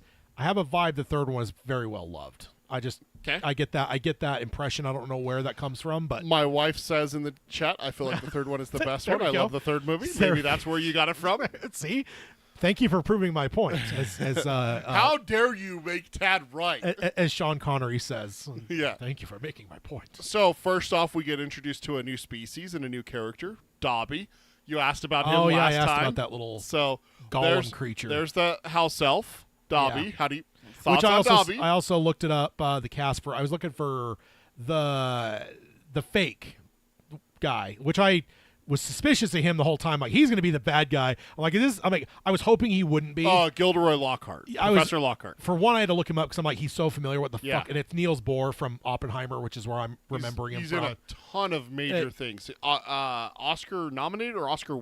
I think he's the one of two Oscar-winning actors in this movie. So Richard Harris. Richard Harris is nominated. Richard Harris was nominated. I can't remember who the other one was. It was in the trivia. I'll go find it if you want me to. Alan Rickman, I think maybe. Yeah, I don't know. There's a lot of great actors in this.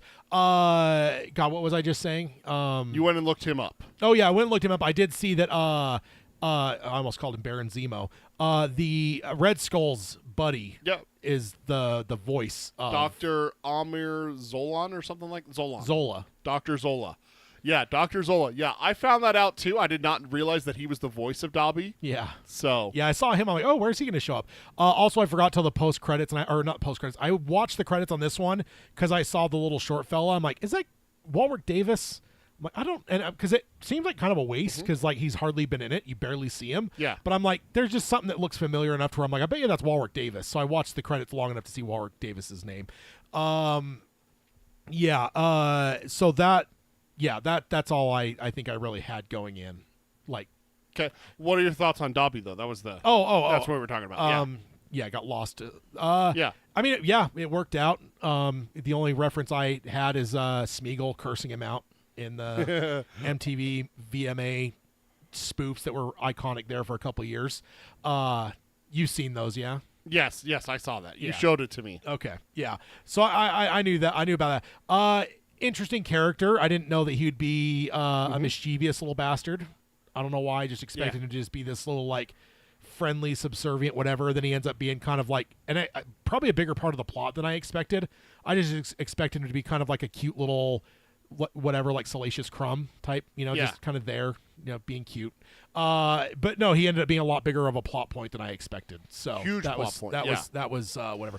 Maggie Smith won Oscars. That's who it was. Duh, of course. Yeah, Maggie Yeah. Smith. Yeah. McGonagall. Well, that's why I thought of Alan Rickman, because I was like, some of the teachers, I mean, there's some more in the teachers, and I don't know why Glenn Close and Glenn Close came to mind. I'm like, she's not in it. No. I'm like, but Maggie Smith is the female thing. I was thinking there's someone that was, registered. So one thing I wanted to talk to you about, I don't know if I brought this up on the first one or not, but I have to ask you, do you think it affects the film where J.K. Rowling had control of who could be cast, and she would not allow any non-British actors to be cast? I think I've heard that. Yeah. So no Americans were allowed to play in these so films. that goes back to what we were talking earlier with like Bond. I know that like that's always been a thing with Bond where they're very choosy about like Spielberg even was slightly turned down because they didn't want a non-British director. Yeah. So I don't think necessarily. So here's the thing that I don't get is the Brits always have the best actors. They beat us at acting. It's just period. Like, it's the way it is. They can do American accents. We cannot do British accents very well. Exactly. Very so often. like I feel like that's like a dumb rule because it's like you're just pick the best actor and chances are you're gonna end up with Brits anyway. Yeah. Like, I just hate to admit it. It's kind of like music. I always tell people, if the American Revolution had been fought with, like, 20th century rock bands, we don't fucking win. Like, there's no way. The British would have annihilated us. I mean, the Beatles alone. Yeah. Like, yeah. we have nothing that can compare to that. We don't. It's there's just part of me. It's like it's a dumb rule because ultimately, just pick the best actors, and probably 9.5% of the times out of 10, you're gonna end up with a Brit anyway. Yeah. So, so one of the fascinating things about this film is that we get our first glimpse into a wizarding home. It's called the Burrow. I don't know if they really say it in the film, but that's the name of the Weasleys' home. It's called the Burrow. It's very famous throughout the books. Harry goes there all the time. yeah. So what was your thoughts on that? Seeing like the pot washing itself, the knitting doing itself, the clock, and everything like that, where like their three faces moved to home. What were your thoughts on? I mean, like it definitely felt like the world. Yeah. It felt like for sure. I mean, I guess you're definitely, and the rest of this movie played out to where like you get the idea that some people have wizard parents and some don't, and it seems his is clearly are. Yeah, so I guess they haven't made that perfectly clear. They do dive into it a little bit more in the book, especially because of the theme of the book is in the story is that there is like severe like discrimination in the wizarding world between pure blood, half blood, and Muggle-born. Yeah. Hermione is Muggle-born. She has no wizarding in any of her family. Yeah, but she's the first. student. She's the first wish. Yeah, but she's the best. But best in the class. That's the vibe you get everything, from Harry so. Potter too. Is like with him being the introduction, is like the people he's living with aren't part of that. So it's like you almost get the sense that it's almost like Jedi, where it's like it's not that you're Jedi being born of Jedi. It's just like you're chosen because you have some ability, and you're pulled from your normal parents and into this world. So that's kind of the vibe you get. And I know it's not his real parents, but like that's the vibe you're getting with him. So it's like there's a lot of similarities between Star Wars, Luke, and Harry. Yeah, that a lot of people have drawn over the years. But it just comes. You're not wrong there. But it just comes down to the idea that like I guess I would have assumed that like that was the norm. Yeah. Because more people came from non-wizard parents. Majority of them are half blood or pure blood. So like there's even a line in I think it's the first one, the first movie where he's like, and it's straight from the book where it's like, me dad's a muggle, me mum's a witch. Nasty surprise for him when he found out after they married. So like some witches and wizards don't even reveal it to their spouse until after they're married. That's and not stuff like that. the redhead's parents, right? No, they're both wizards. That's as I say. I thought he was. Yeah, like, they're both. And he's working for whatever organizations in those new movies, right? Is that the vibe I'm getting? He was working for some ministry or something. He works for the Ministry of Is that Magic. the shit that's in the new, like, is it Johnny Depp movies? What's the movies that came out? No, that's the Fantastic Beasts and Where to Find Them is the movies. The Ministry of Magic is the government. It's wizard government. But isn't that not what they're covering in those newer movies? The first Fantastic Beasts and Where to Find Them is in New York. So you see the first American witches. I thought it was and in London. And everything. There are parts. I haven't seen the third one because of protests. That goes into they fired Johnny Depp shit, so it's like they recast his character. Yeah. And so that just became one of those ones, just like Aquaman 2. I haven't seen that because I'm not dealing with that shit. Doesn't sound like there's much there to see. So but the Ministry of Magic, actually, they haven't gone into it yet. The main goal of them is to keep wizards secret.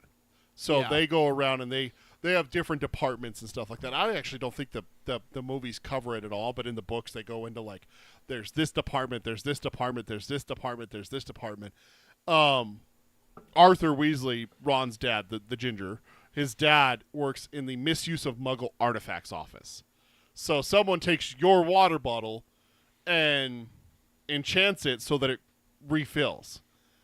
Okay, you're a wizard, you do that, right? Yeah. What happens when you die? it's a classic Doctor Strange. What if it ends up... Yeah, exactly. That kind of thing. What if that ends up in the hands of Muggles? Oh my God, what is this? This is magic, Can't let that stuff get out into the world. Also, it can potentially hurt Muggles if they don't know what to do with it, if it has, bad sides, bad reactions and stuff like that. So, Yeah. that's the whole thing of like the Ministry of Magic is they have basically the Minister of Magic, which you saw in this movie. He's the one that comes to Hagrid's hut and takes Hagrid away. That's Fudge. He's the Prime Minister. That's the equivalent there of the English Prime Minister, President of the United States. he's the leader of the wizarding world in Great Britain. So Okay. that's what the Ministry of Magic does. So wizards are separate from the Muggles, but a lot of them live in secret amongst Muggles because some of them are half-blood. So some of them, like, I think Harry's is technically a pureblood because both of his parents were. Yeah. Ron is pureblood as well. But yeah, Hermione's parents are dentists. That's the famous thing. She's like, my parents don't give a shit. They're dentists. So Yeah, but no, with the faker dude, I did Yeah. suspect him because it seemed like shit was afoot. yeah, Lockhart. But there was part of me that's like, I will not respect this story as much if he ends up being the one. Yeah. Because he can't be like the one new guy that shows up ends up being the villain. Because then it's just like Yeah. every time you're going to be able to know, oh, well, there's the new guy, so he's just clearly He's the the bad one. guy. Yeah, he's clearly going Yeah. to be the one behind it all. I love and, this. and it would have been way too similar because Quirrell was the Defense Against the Dark Arts teacher. And was Oh, the is bad it the guy. same teacher? Okay. Yeah, so he replaces Quirrell as the Defense Against the Dark Arts teacher. Okay. So you have a vacancy in the staff, so every year that is the bad guy. You're right. That would be very bad storytelling. Yeah, so I'm glad it turned out the way it did, and it like his whole thing. He was great, like giving out autographs and all that. Yeah, there was just Yeah. a lot there, and I don't think they tried to play necessarily the whole like who done it as much as the first one did. Yeah. But there was. I mean, a lot of the suspicion was thrown on Harry pretty early on. So. Yeah. Yeah. And you knew it wasn't him, so you're like, what the hell? Was Jason Isaacs wasn't in the first movie, right? Okay, so first time for him. Characters actually introduced in the second book as well. So. I will say, what better person to be a despicable motherfucker than that guy? I mean, right? I mean, Like, he's earned that right. He just has that face. Like, he Oh, is yeah. just the worst. Like, So a little fun tidbit for you. The end scene where he's in the office with Dumbledore and he turns around and he kicks Dobby down the stairs. yeah. That was totally improv by Isaac. Oh, yeah? They're like, why are you doing that with your... Because he hits him with his cane. He doesn't kick him. He hits him with his cane. They're like, why are you doing it with your cane? He's like, oh, I'm knocking Dobby down the stairs, and then I kick him. And they're like, oh, my God, that's brilliant. So they actually, like, got the CG team on doing that off of his recommendation. Also, funny little tidbit, there's a scene where he smacks his son with the cane. He didn't realize the cane had fangs, and he put holes in the boy's hand. Oh. He didn't realize. He felt so bad. The boy's got the afterwards. face, too. Tom Felton, yeah. Yeah. And you know Tom Felton. He's been in other movies. He's in The he was Flash. He was in The Flash. He's And also. he ended up being... He was kind of shitty at first, but he ended up redeeming himself. You always suspect him because of him playing Malfoy. If you knew him from Harry Potter, you're like, he's a bad guy. I just look at his face and go, he's probably a bad guy. So, He's also in the first Planet of the Apes movies. oh, yeah, he was the shithead. Yeah, he's the shithead. Yeah, the Yeah. one that like abuses the monkeys in the little sanctuary place. Yeah. So, next question. Oh, I will say I could be osmosis or it could just be Tad Sixth Sense. I don't have a feeling that little fella's going to live very long. I don't know why. Dobby? It feels like that's a perfect kind of character to kill off. Okay. Just I mean, have we had many deaths yet? no, but like Okay. you get a cute little character like that, you're just waiting to. What does Jake say in the Dark Tower? It's easy to fuck with children. Yeah. Like, it's easy to emotionally destroy children. Bambi, there's all this shit. Yeah. It's like just kids are Hey, trusting. You know, Chewbacca survived through everything, so Yeah. and he's adorable. until a moon hit him. No, that never happened. So you didn't trust Lockhart off the bat. Is what you're saying? No, I would at first I had a little suspicion where it's like, hey, Yeah. if we're gonna end up with like a something's going on, someone's behind something. The new guy, again, I would be stunned if like Alan Rickman turned out to be a bad guy at Yeah. this point. I know they tried to give us that suspicion in the first one, which whatever, but at this point, like that ship has sailed. That would have worked for his first appearance, and that doesn't mean that like every villain has to be like brand new. But like, yeah, I wondered, and then like there's just everything about him. It's like you're meant to. That's the kind of guy you're meant not to like necessarily. Yeah. Like he's a showboat. I assume that's probably not. Like maybe I am just like crossing the wires of Star Wars a bit. It's like nobody would like a Jedi that was like that, right? Yeah. So I assume that wizards would be the same way, where it's like you would respect people that are more reserved, less flashy, showy, like Dumbledore. Yeah, Yeah. exactly. Like that's who you respect as someone who has the power but doesn't use it. Yeah. Versus someone who has the power and flashes it and flaunts it and everything like that. yeah. And kinda this is the guy. last one with the actor. Yeah, Richard Harris does pass away in between 2 and 3. I was expecting him to not be the same here because I was like, I know it was early, but I couldn't remember if he's in the first. So the first time he showed up, I was like glaring, like, is that the same guy? Yeah, it looks like the same guy. No, you get a vastly different actor here with this. So one. it's not like they look kind of similar. And No, I mean, long hair, long beard is the same, but he has a very different build. Harris has a little bit more like wider build. I forget the other guy's name, Michael Gamboni or something like that, is very thin, which is right up there with Dumbledore. Yeah. So. Yeah. That's again, after I looked him up though, I had because again I recognize him from Oppenheimer, but good actor, definitely. He did a good job and Michael stuff. Gambon. I love at the end he was just getting ready to peace out too. I kind of saw that because at a certain point I was like trusted the movie enough to know they're not going to make him the bad guy. So when he thought oh yeah, you're the one to obviously go do this and shit, I'm like he's going to go fucking bail. He's getting the fuck out of there. There's just something about it that you could just kind of tell he's that he was. I'll be in my office getting ready. Yeah, it's like he's going to be climbing out. Worm. He's going to be climbing out the fucking window. Oh, yeah. Man. There's just and you were right. You nailed it. Yeah, that's absolutely right. Yeah. What'd you think about him having the whole memory thing? Do you think they would have liked it if some witch had banned the banshee and everything like that? Did you like that aspect of his character? Yeah. That's definitely he weasels the story out of the real witch or wizard who did it, and then claims it for himself, and then wipes their memory of it. Yeah, that's brutal. That's pretty fucking dark, right? Yeah, that is pretty brutal. For sure. I will say I did notice one thing in this one, and I guess it kind of just shows how brilliant the writing was. He says, "Do you think that I would have been as famous if I hadn't banished the banshee? I made him run or something like that." He says him. Banshees are girls. Like banshees are 100% female. You know? So for him to say him instead of her, it just kind of was like, I see there. I see what you did there. Yeah. I have a random question for you. We have 2 of the 3 main modes of transportation in the wizarding world.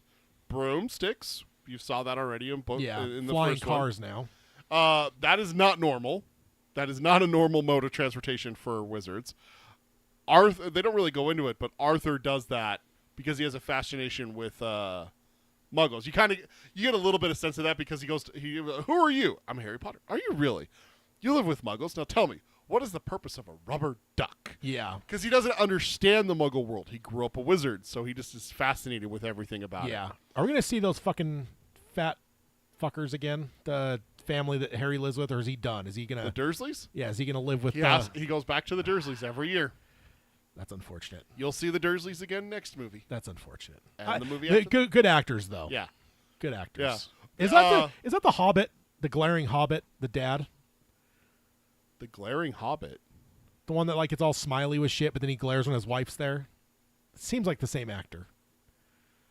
What are you talking about? I don't know what you're talking about. In Lord of the Rings. It's the one that's on the edge of town and smiles and Gandalf does fireworks, but his wife looks at him and he glares at him. And he comes back in later in the films and glares. I don't think that's him. The actor's really familiar. He's in a ton of stuff, if I remember right. Yeah, I don't know. I couldn't place him, but I didn't look him up. But spiders, gotta love that. You were talking about transportation. Yeah, what transportation. So we got the broomsticks, train, and then Flu Network, the fire. Oh yeah. That was of the cool. 2, which one do you think you would prefer? I mean, for one, why did Harry Potter get a speech impediment at that very moment? Because it's what the hell are you doing? He got nervous. Did he say diagonally? What did he say? Diagonally. That's what I thought. Yeah, I mean, it's the story, but I was just like, hey, so for one moment he has a speech impediment there, and he ends up in the crazy ass area. I didn't know if that would spin off into a lot more. It wasn't far from where he was meaning to go. So. Right. Bookmark that for later. Nocturne Alley. Remember that name. That's where he ended up. It's right next to Diagon Alley, which is the good place where you buy books and owls and your stuff for your potions and whatnot, and wands and broomsticks. But there's bad stuff there too. Looks like he's in a ton of stuff. The guy that plays Vernon Dursley, the dad, the uncle. Naked Gun 2, Sleepy Hollow. Does not look like he is in Lord of the Rings. Okay. Also, yeah, he couldn't be in Lord of the Rings. Lord of the Rings was filming right around this time. He's in. well, this is the second movie. Yeah, so. this is in 2002. So Lord of the Rings was filming around then, wasn't it? I don't know. No, it was 99. They filmed from okay. 99 to when the year the first movie came out. They were still Okay. filming the last bits. So, okay, yeah. So that is new transportation. For So we sure. got those two. There's one more to come, which I won't spoil. But I just wanted to see which one you prefer. You thought you prefer between those two. I mean, fire is always better. fire's always better. Plus, it turns green, which is awesome, Yeah. right? Yeah, I mean, I would want red fire, but that's They have the ability. I mean, you're a wizard. You can do anything you want, basically. So yeah. I'm also surprised that we still are playing coy with the villain. Mm-hmm. Like, I know he's like kind of Voldemort. involved here, but Yeah. like not. I mean, I guess it makes sense though. It's like Palpatine, right? Doesn't show up till the third movie, so Right. it's just like I get that but they're not letting him get forgotten. They're Yeah. kind of keeping you reminded, but he's not here yet, I guess. So makes me wonder how long until he's actually here. Okay. The speed we're going, I would assume it's not the next movie. I don't know. It just feels like it's a slow burn, which again, I know these are books before, so I'm guessing it's probably done similarly in the books to where, so I would suspect that maybe the fourth or fifth movie before he's like fully realized, like Ray Fiennes showing up. Mm-hmm. I know that he's who plays a better villain than that guy? I mean, Schindler's List is Yeah, exactly. case in point. Red Dragon. Red Dragon, He's up yeah. there. Yeah, he's up there. He's done some pretty dastardly Okay. things, so, and he's had a nose in most of those, though. He doesn't in this one. So, I know. I've seen. did anything stand out to you? Jokes, scene, lines, or character development, or anything? I love the spiders.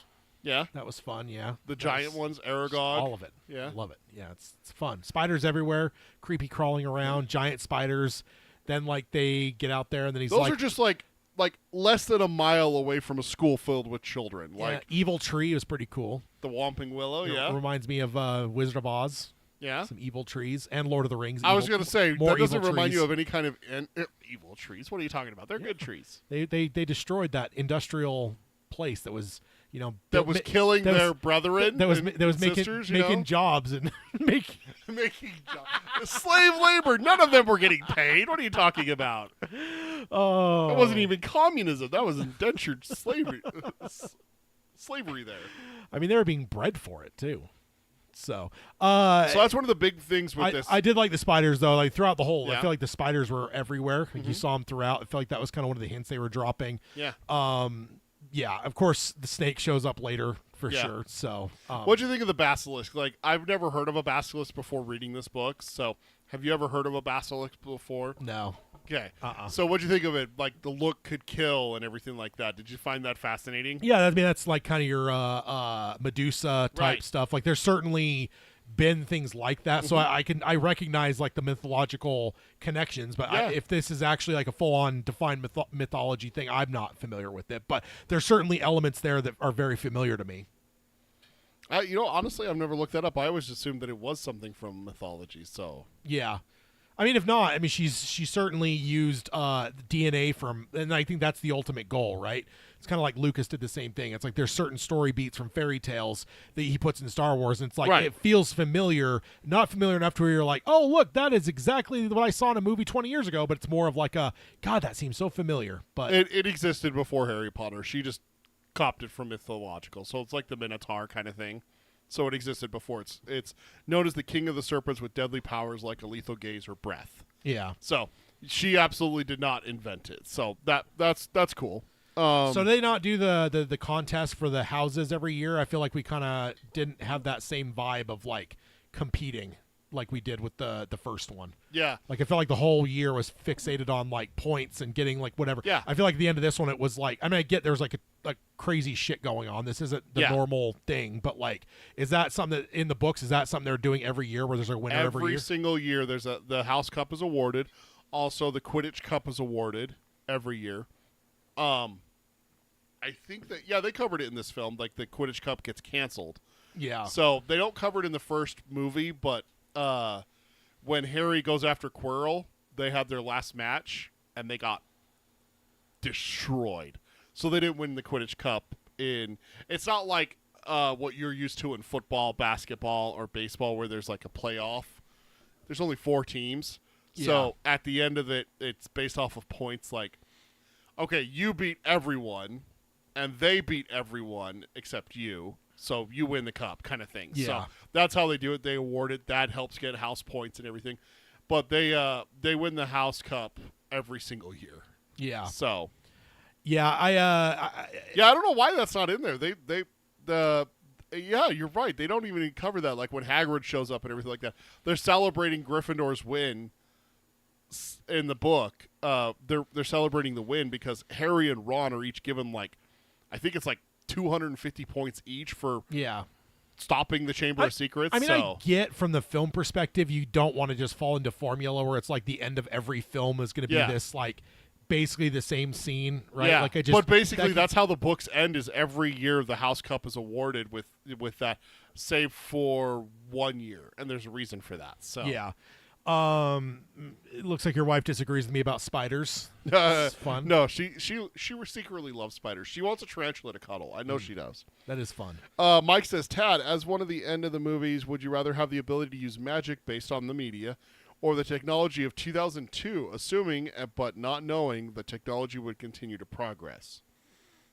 Technology of 2002. What do you mean by that? So do you have the movie came out in 2002. Oh. So would you rather have magic from Harry Potter, a wand, and be able to do spells, or would you rather trust technology and trust that it would advance in a good way?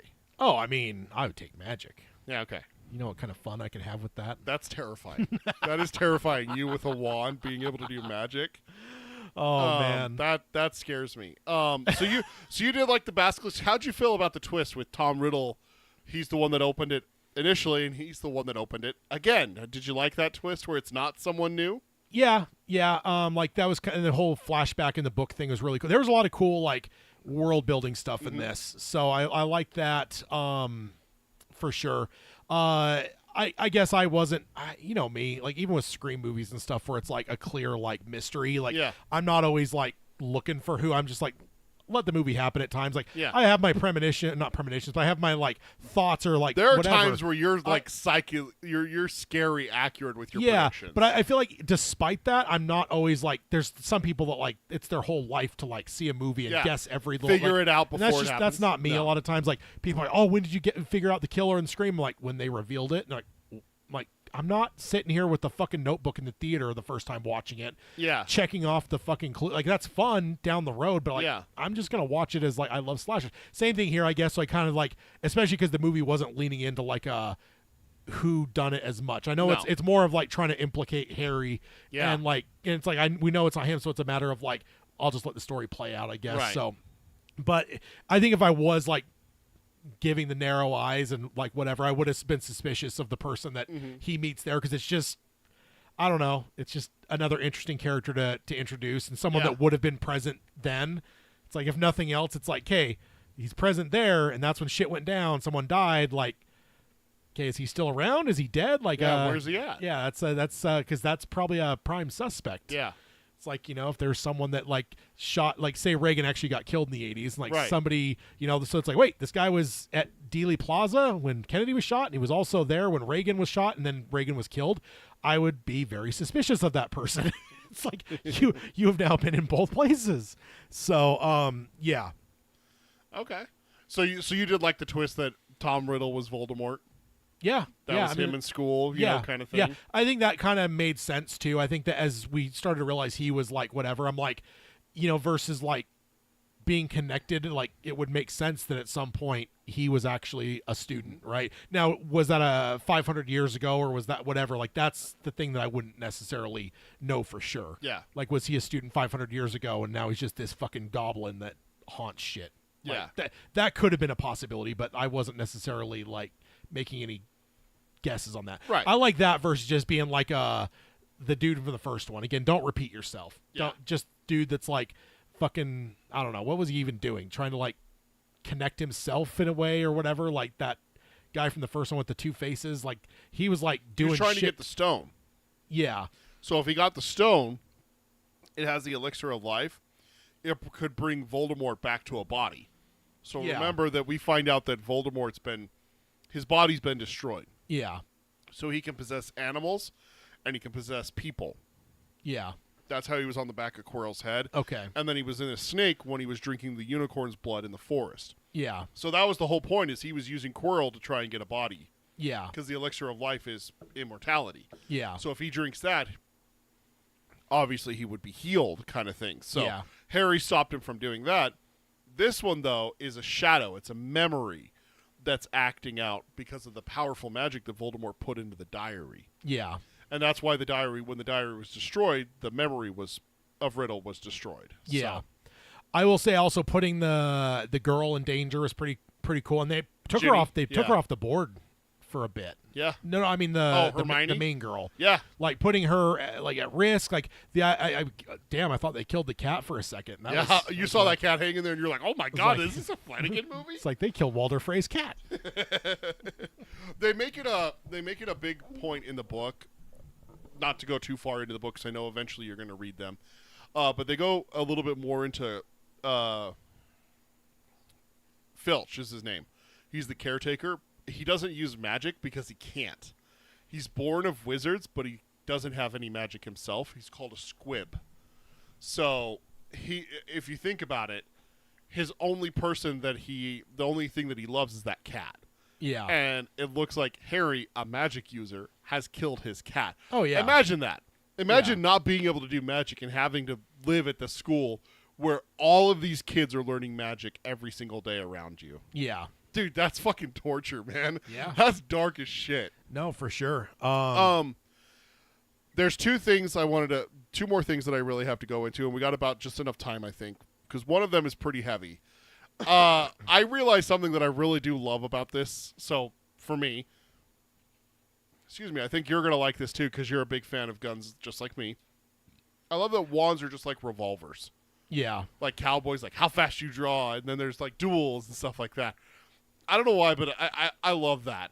In the books, they keep wands up their sleeves. They put them in their back pockets. But in this one, you see them, the classic, they put them in their cloak. There's like a pocket designed for them and everything. Yeah. I love that. I don't know why, but I would do the Palpatine and have it up my sleeve. What'd you think about Jason Isaacs' character, Lucius Malfoy? He had it in his cane. Yeah, that seemed with like natural. the snake head attached to the end of the wand. That was I cool. I'd either do that or I'd do an umbrella. That's Hagrid. Oh, I was thinking penguin. But Hagrid has a pink umbrella and has his broken wand inside of it. penguin is what I'm thinking, though. You don't see that in the movie. Sorry. So. Yeah. Also, Mike said put the definition of squib in there. A small firecracker, a broken firecracker that burns out, does not explode. I actually didn't know that was the term. I've always heard it from I've always heard it from the perspective of film. Squib is like the gunshot. Like they put the little explosive under the clothing. They have Where the they have clothing. the blood. The clothing will be cut to where you can't really see it, and the squib goes off and blood and looks like a gunshot. So that's the only way I've ever known squib. So he does use the umbrella in the movie. That's right. He puts the tail on Dudley in the first one. Yeah. In the shack, he's eating Harry's cake, and he puts the tail on him. I also think that Carol somewhere said something about me not even liking the Dudleys or whatever, calling them unfortunate. So. The fact Tad even thinks the Dursleys are unfortunate. Yeah. I mean, again, good actors, but also the other one that I'm waiting for along with Gary Oldman is apparently there's a Mrs. Carmody level person. Oh, yeah. So I know that's coming at some point. Oh, yeah. So, and I think if I was in a room with Mrs. Carmody and that character and I had one bullet, I would be in a very tough dilemma. I've seen pictures enough to know, like, I'll know it when I see it, too, because, like, it's, again, osmosis. There's just no way you don't see. Before we get into the last subject that I want to talk about, I do have to... Oh, I forgot. I had another question. Do you have a favorite side character yet? The non-main trio. Not Harry, Ron, or Hermione. I mean, of course, just to get at you, I'd say the little blonde kid. Malfoy. Draco Malfoy. Dude, Tad, I'll tell you right now, you would not be alone. There are thousands of people who love Malfoy. I like the ghost girl. You like Moaning Myrtle? Yeah. You didn't find her irritating at all? Oh, it's just she's a haunt. I like that. You like haunts. Do you like Nearly Headless Nick? I mean, John Cleese. Yeah, right? Yeah. I missed. Is he in there the first one? I know the character was, but was it John Cleese? Yeah. Okay, because he's in the whole thing. I did not notice at all. It was this one that he nearly headless. How can you be nearly headless? And like this? And he was like coming up the way, and that one scene in this, and I was like, "That's fucking John Cleese." Yeah. Like Yeah, I was like, I swear to God. So when I was watching the credits to see Warwick Davis, when I saw John Cleese's name, I'm like, it was John Cleese. I'm like, I know that voice and that face anywhere. Carol, you said, "Yep, he's a Slytherin." Now you got to clarify who you're talking about. Tad, Malfoy, John Cleese. I mean, I said that in the first episode. Oh yeah, absolutely. Tad's a Slytherin. Not even like a line of alignment anyway, but just it's the coolest one. Green and silver and a snake. Dude, snakes are fucking cool. they're cool. What'd you think about the whole like finding out about Salazar Slytherin and his only take purebloods, no half-bloods, no Muggleborns? Yeah. I mean, it's it sounds right. And also it's a cool addition to the lore that the names aren't just like made up. Yeah. Like they're all based on people. people. They're the 4 founding members of the Hogwarts. So the Hufflepuff is maybe a little bit less stupid because it was someone's name at least. Helga Hufflepuff is her name. They didn't just come up with that. They're like, oh, let's just name ourselves the weirdest shit. Yeah, we've ever heard. don't you remember me telling you about this? It's the Marvel-esque Rowena Ravenclaw, Gilderoy stuck in my head, Godric Gryffindor, Helga Hufflepuff, and Salazar Slytherin. RRGGHHSS. It's the classic Stan Lee thing, like oh yeah. naming people the first and last name with the same. Reed Richards, Yeah, Peter for sure. Parker, Yeah, 100%. Yeah. Otto Octavius. Otto Octavius, exactly. So that was actually, we just kind of grazed my topic that I want to talk about for the last about 10 minutes here.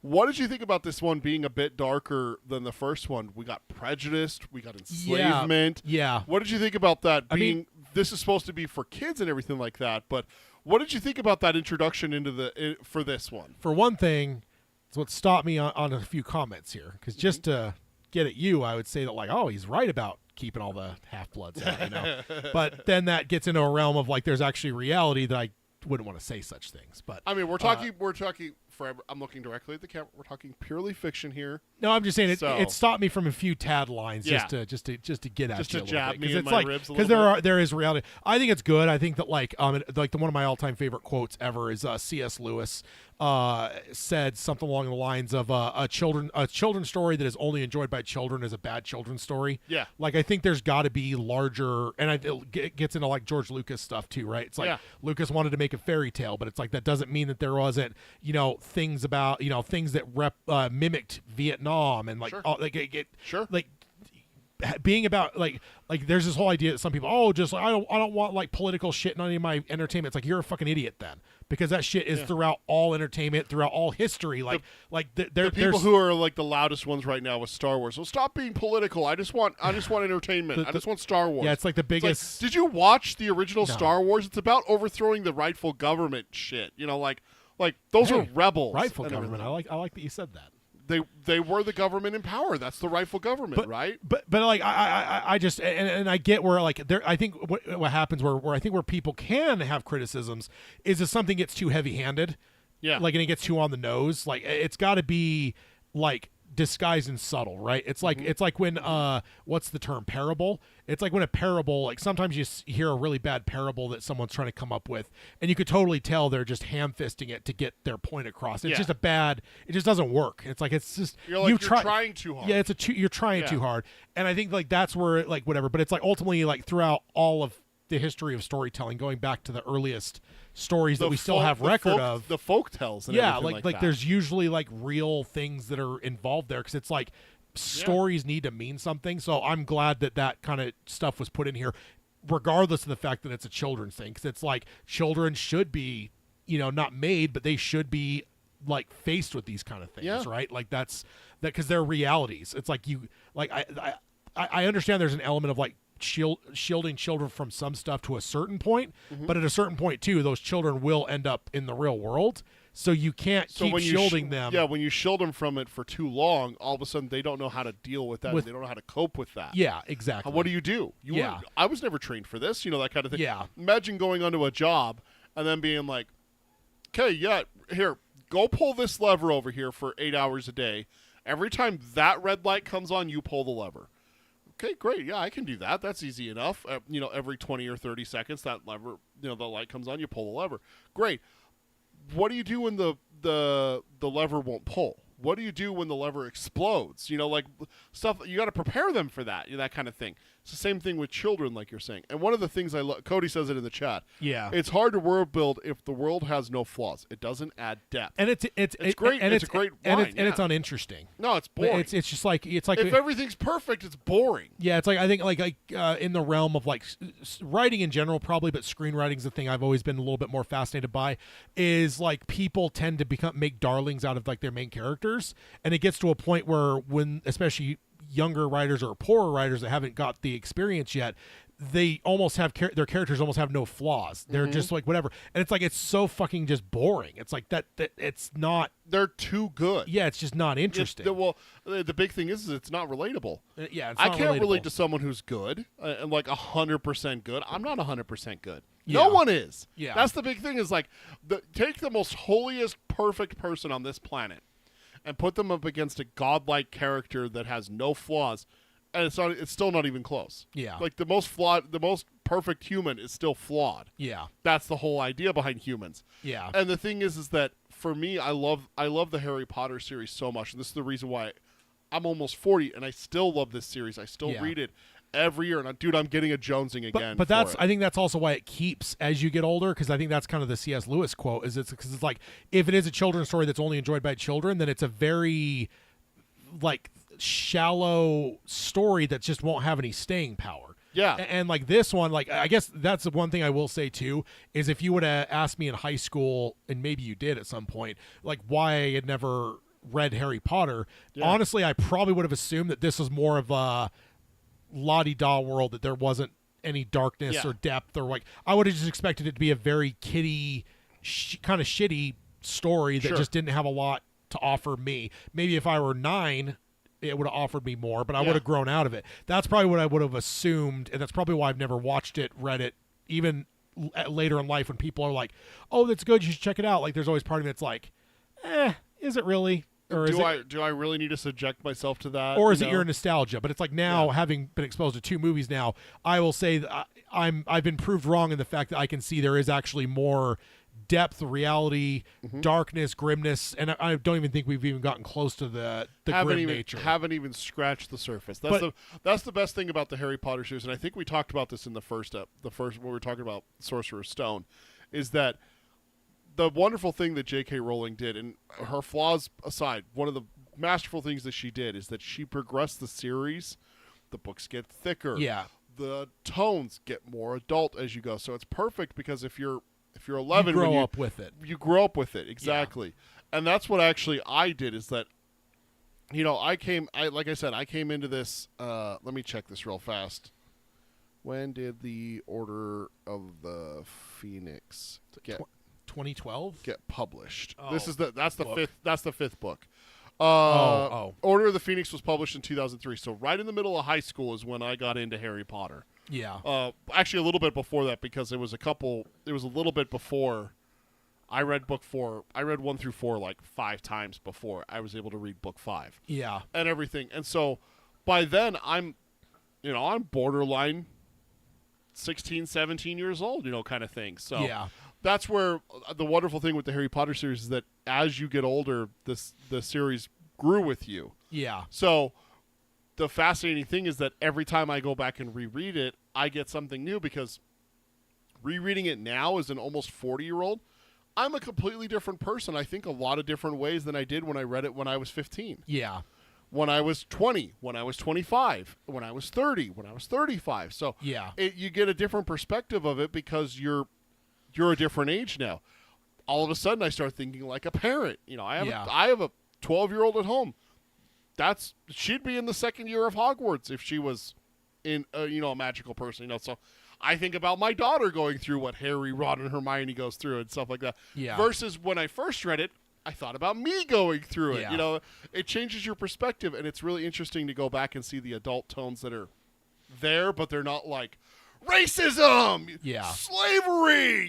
It's not poorly done. No, it's not poorly done. It's not ham-fisted. So the kids still can enjoy it for the kids' stuff. Yeah. Oh, there's magic, there's snakes, there's spiders, there's a flying car. But the adults can read it and they can be like, oh, there's slavery, there's prejudice, there's basically, I don't class warfare. Is it class warfare? That's Yeah. I was gonna say it's Haves not and have-nots. racism. It's class. Well, no. warfare. Class warfare in terms of like the Jason Isaacs versus Yeah. the redhead family. Like Yes. there's the rich versus the poor. Yes. But also you have like the blood status, like the purebloods versus the Muggleborns. yeah. and No, I think everything. that would be So, racism. Would probably be would that be? I mean bigotry kind of bigotry, like, yeah. prejudice, that Yeah. kind of thing. But that becomes a whole lot.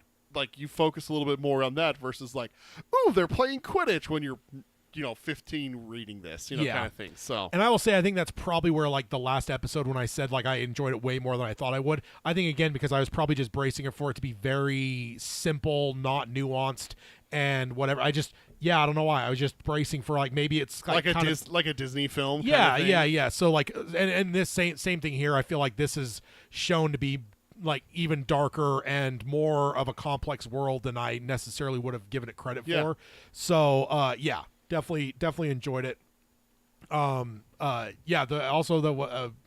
Phoenix Oh yeah, Fox the Phoenix. got a Yeah. Phoenix in there. That was pretty Introduction to a few new species in this one. fun. Yeah. It just gets bigger and bigger with everyone, and that's the great part about it is that Oh, and we got the title part of the title of the next movie mentioned here, the prison, Prisoner of Azkaban. Yeah, because they lock up Hagrid.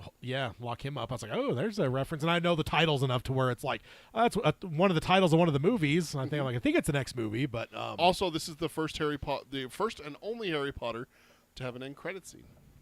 oh, was there? Mhm. I didn't stay the whole credits. Once I saw Warwick Davis, I stopped. So Don't bother turning it back on. Just go look it up on YouTube. It's funny. It's not anything like world building. But I was talking to my wife about it. I was like, I read that in the trivia, and I was like, oh yeah, there's an end credit scene. So we watched it, and I'm like, oh, that's fun. Yeah. It's a fun end credit scene. But Is it someone getting out of the shower saying, "Go home, the movie's No, over"? no, it is not. It is not Ferris Bueller. No. But I will say that I was talking to my wife about it. I was like, man, they really could have done end credit scenes like Marvel and built to like to the next one and stuff like that, and shown Yeah. like film a scene for the third one. But that or just something wasn't like the that. norm. But I mean, it wasn't the norm. it's- This is 2002 when this movie came out and yeah. everything. I mean, But- end credit scenes have happened, like Ferris Bueller. And Yeah. there is some. There's one. But Like it's- I said, there's one in this one, but it's just fun. Yeah, it's just rare. I mean, even in 2008 when the first Marvel movie came out, MCU movie, like people just weren't. Did people even know that was really that big of a thing? Yeah. Like it was more of something you might hear like years down the road where it's like, oh, there was a scene at the end of the credit. Wait, really? And like if you happen to ever see the movie again, you might watch. But it's Yeah. like, Marvel has completely changed people's brains now to Yep. where it's like even in non-Marvel movies, I see people that are staying the whole time. We Googled when we went and saw How to Train Your Dragon. We Googled like, is there an end credit scene? There was, so we Yeah. stayed. That Yeah. kind of thing. So I need that's to- the thing that we've done before in movies. I lean over to you after the movie. End credit scene? Nope. Okay, let's go. End credit scene? Yep. Okay, we're staying. Like it's just built into us now. Yeah. But it's just kind of interesting that they have one in this one, but no other Harry Potter has one. So Yeah. you got to go back and watch it. But last thing, any predictions going forward? Any questions that you haven't had answered that you want? I mean, we still got to figure out the villain. That's again, it feels like it's slow burning though, so I'm not like holding my breath at this point. 'Cause I it's did like- write down that you said it's- you wonder how long until Voldemort shows up. You think it's the 4th or 5th movie about the pace we're be going. my guess because there's 7, right? 7 stories, so it's like Eight movies, but 7 books. So Yeah, they just it's- split the last one. It's a chunk or so. yeah, which is wild because again, with this almost being a 3-hour movie, I was Mm-hmm. pretty shocked by that. The funny thing So- is that Harry Potter and the Deathly Hallows Part 1, which is the 7th book, is the shortest of the films. Oh, really? Yeah, so but it's they're like, splitting it into 2. they're though, splitting right? it into 2, So- exactly. Yeah, no, I don't know if I have any other predictions. I mean, I feel like I've already pretty much vindicated on the love aspect there. I feel like the awkwardness played Yeah. here. It's like, okay, I was right. Like Yeah. this isn't. The funny thing is that you have to remember these were coming out before those books were written. That scene played out that way simply because Emma Watson was too embarrassed to hug 2 boys in front of the entire cast. Oh, really? Yeah. Well, there was like some awkwardness played. Not even just that scene, but there's just some awkwardness. Like there are a tension. There's Yeah. a romantic tension there with those two that you just. And again, like maybe that's just the way it was filmed because it was the way it was filmed. But that played off in a way to where it's like I felt vindicated. Where I'm like, okay, I was right there. But I don't know about predictions. I'm definitely interested to see if. because you mentioned that the Richard Harris was not doing well. So I'm wondering, because again, I'm still surprised that he's really not that big a part of the movie. Yeah. I expected him to be a bigger role. I will say he felt bigger in this than he did the first one. He's had a few more scenes. His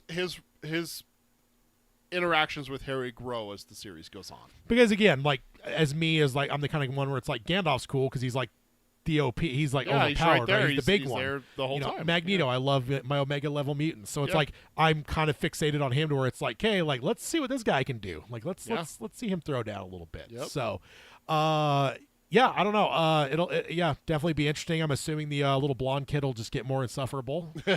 So that. Mike asked one last question: best long-term villain, Voldemort, Blofeld, or Palpatine? Can't answer. He hasn't seen everything with Voldemort. So Blofeld or Palpatine, Ted? I mean, it's hard to go against Palpatine because It's you end up the getting a whole Emperor. trilogy It's where the he Emperor. you see him bring down the Republic for his empire. Like that's just what. You can't disagree with that. He brought down the Republic to become his know. empire like that. Like I'm just saying, if you I thought you were making a jab because it's like the legitimate government. No, it's not. my new empire. Your new empire. No, but so it'd be hard to go against him because like if it were just the original trilogy, like I think Blofeld like that could be more of a comparison. Yeah. But like once you add the prequels in, it's like Palpatine is like on a different level. The level of skullduggery he got up to in those first three movies is unheard of. Yeah, and the Clone Wars. The fact that he got through all of that without being discovered until he revealed himself. Yeah. Dude. Yeah. Bow down. Yeah. I mean, yeah. So and I'm also biased. I love Star Wars. Star Wars. I mean, yeah. This is the first Harry Potter not done by John Williams. They had him credited. They have him credited because he wrote the main theme and everything like that, but he didn't do the actual composing. I thought he did for the first couple. Nope, he was not in this one. It was a different composer. He was busy after the first one. Wait, what year was this? 2002. So he would have been working on Attack of the Clones. Yep. Maybe that's what it was. Yep. Yeah, I swear he did it. He was unavailable for Chamber of Secrets, and so his theme is, which, again, Hedwig's theme is the main one. Somehow. That's what it's named. It's named after the owl and everything. He is credited throughout the series, but not. He does not come back to the series. Mike says he's also a Palpatine guy. Yeah. Cody looks like as well. Love it. Love to see it. So. But yeah, that's that. So what's next on Geekery? Oh yeah. Next So episode? first, let's hit our emails. If I got my pedal, there we go. If you want to email the show, you can send them at peter@geekerybuyds.com or tadd at geekerybuyds.com. Send your feedback. We will be doing Harry Potter 3 in the future as well. August 16th. Yeah, and then next episode, which is 1 week from today, because this technically is an episode that should have come a week ago, but both of our June episodes shifted a week. So next week, we're normally a every fortnight type show, but next week we're back on schedule. We are going to be so I had Peter read the 1984 and the 2015 Secret Wars, or in the midst of reading. I'm going to reread them both, and we're basically going to talk about. We've talked about this since day one of potentially like doing some dives into some comics, but we've never done it before. I feel like with the upcoming Marvel, and the great thing is like there's really not going to be much spoilers because like Marvel has proven that they don't really take one-to-one from the comics. Nope. So like I don't think anything's going to get spoiled, but it will, I think, illuminate you to what is possible. Like a lot of the nerding I've been doing it since they announced Secret Wars, you will now be more privy to like, my god, I'm nerding out a lot reading this. I see why Ted was liking this so much. Yeah, so that's next time.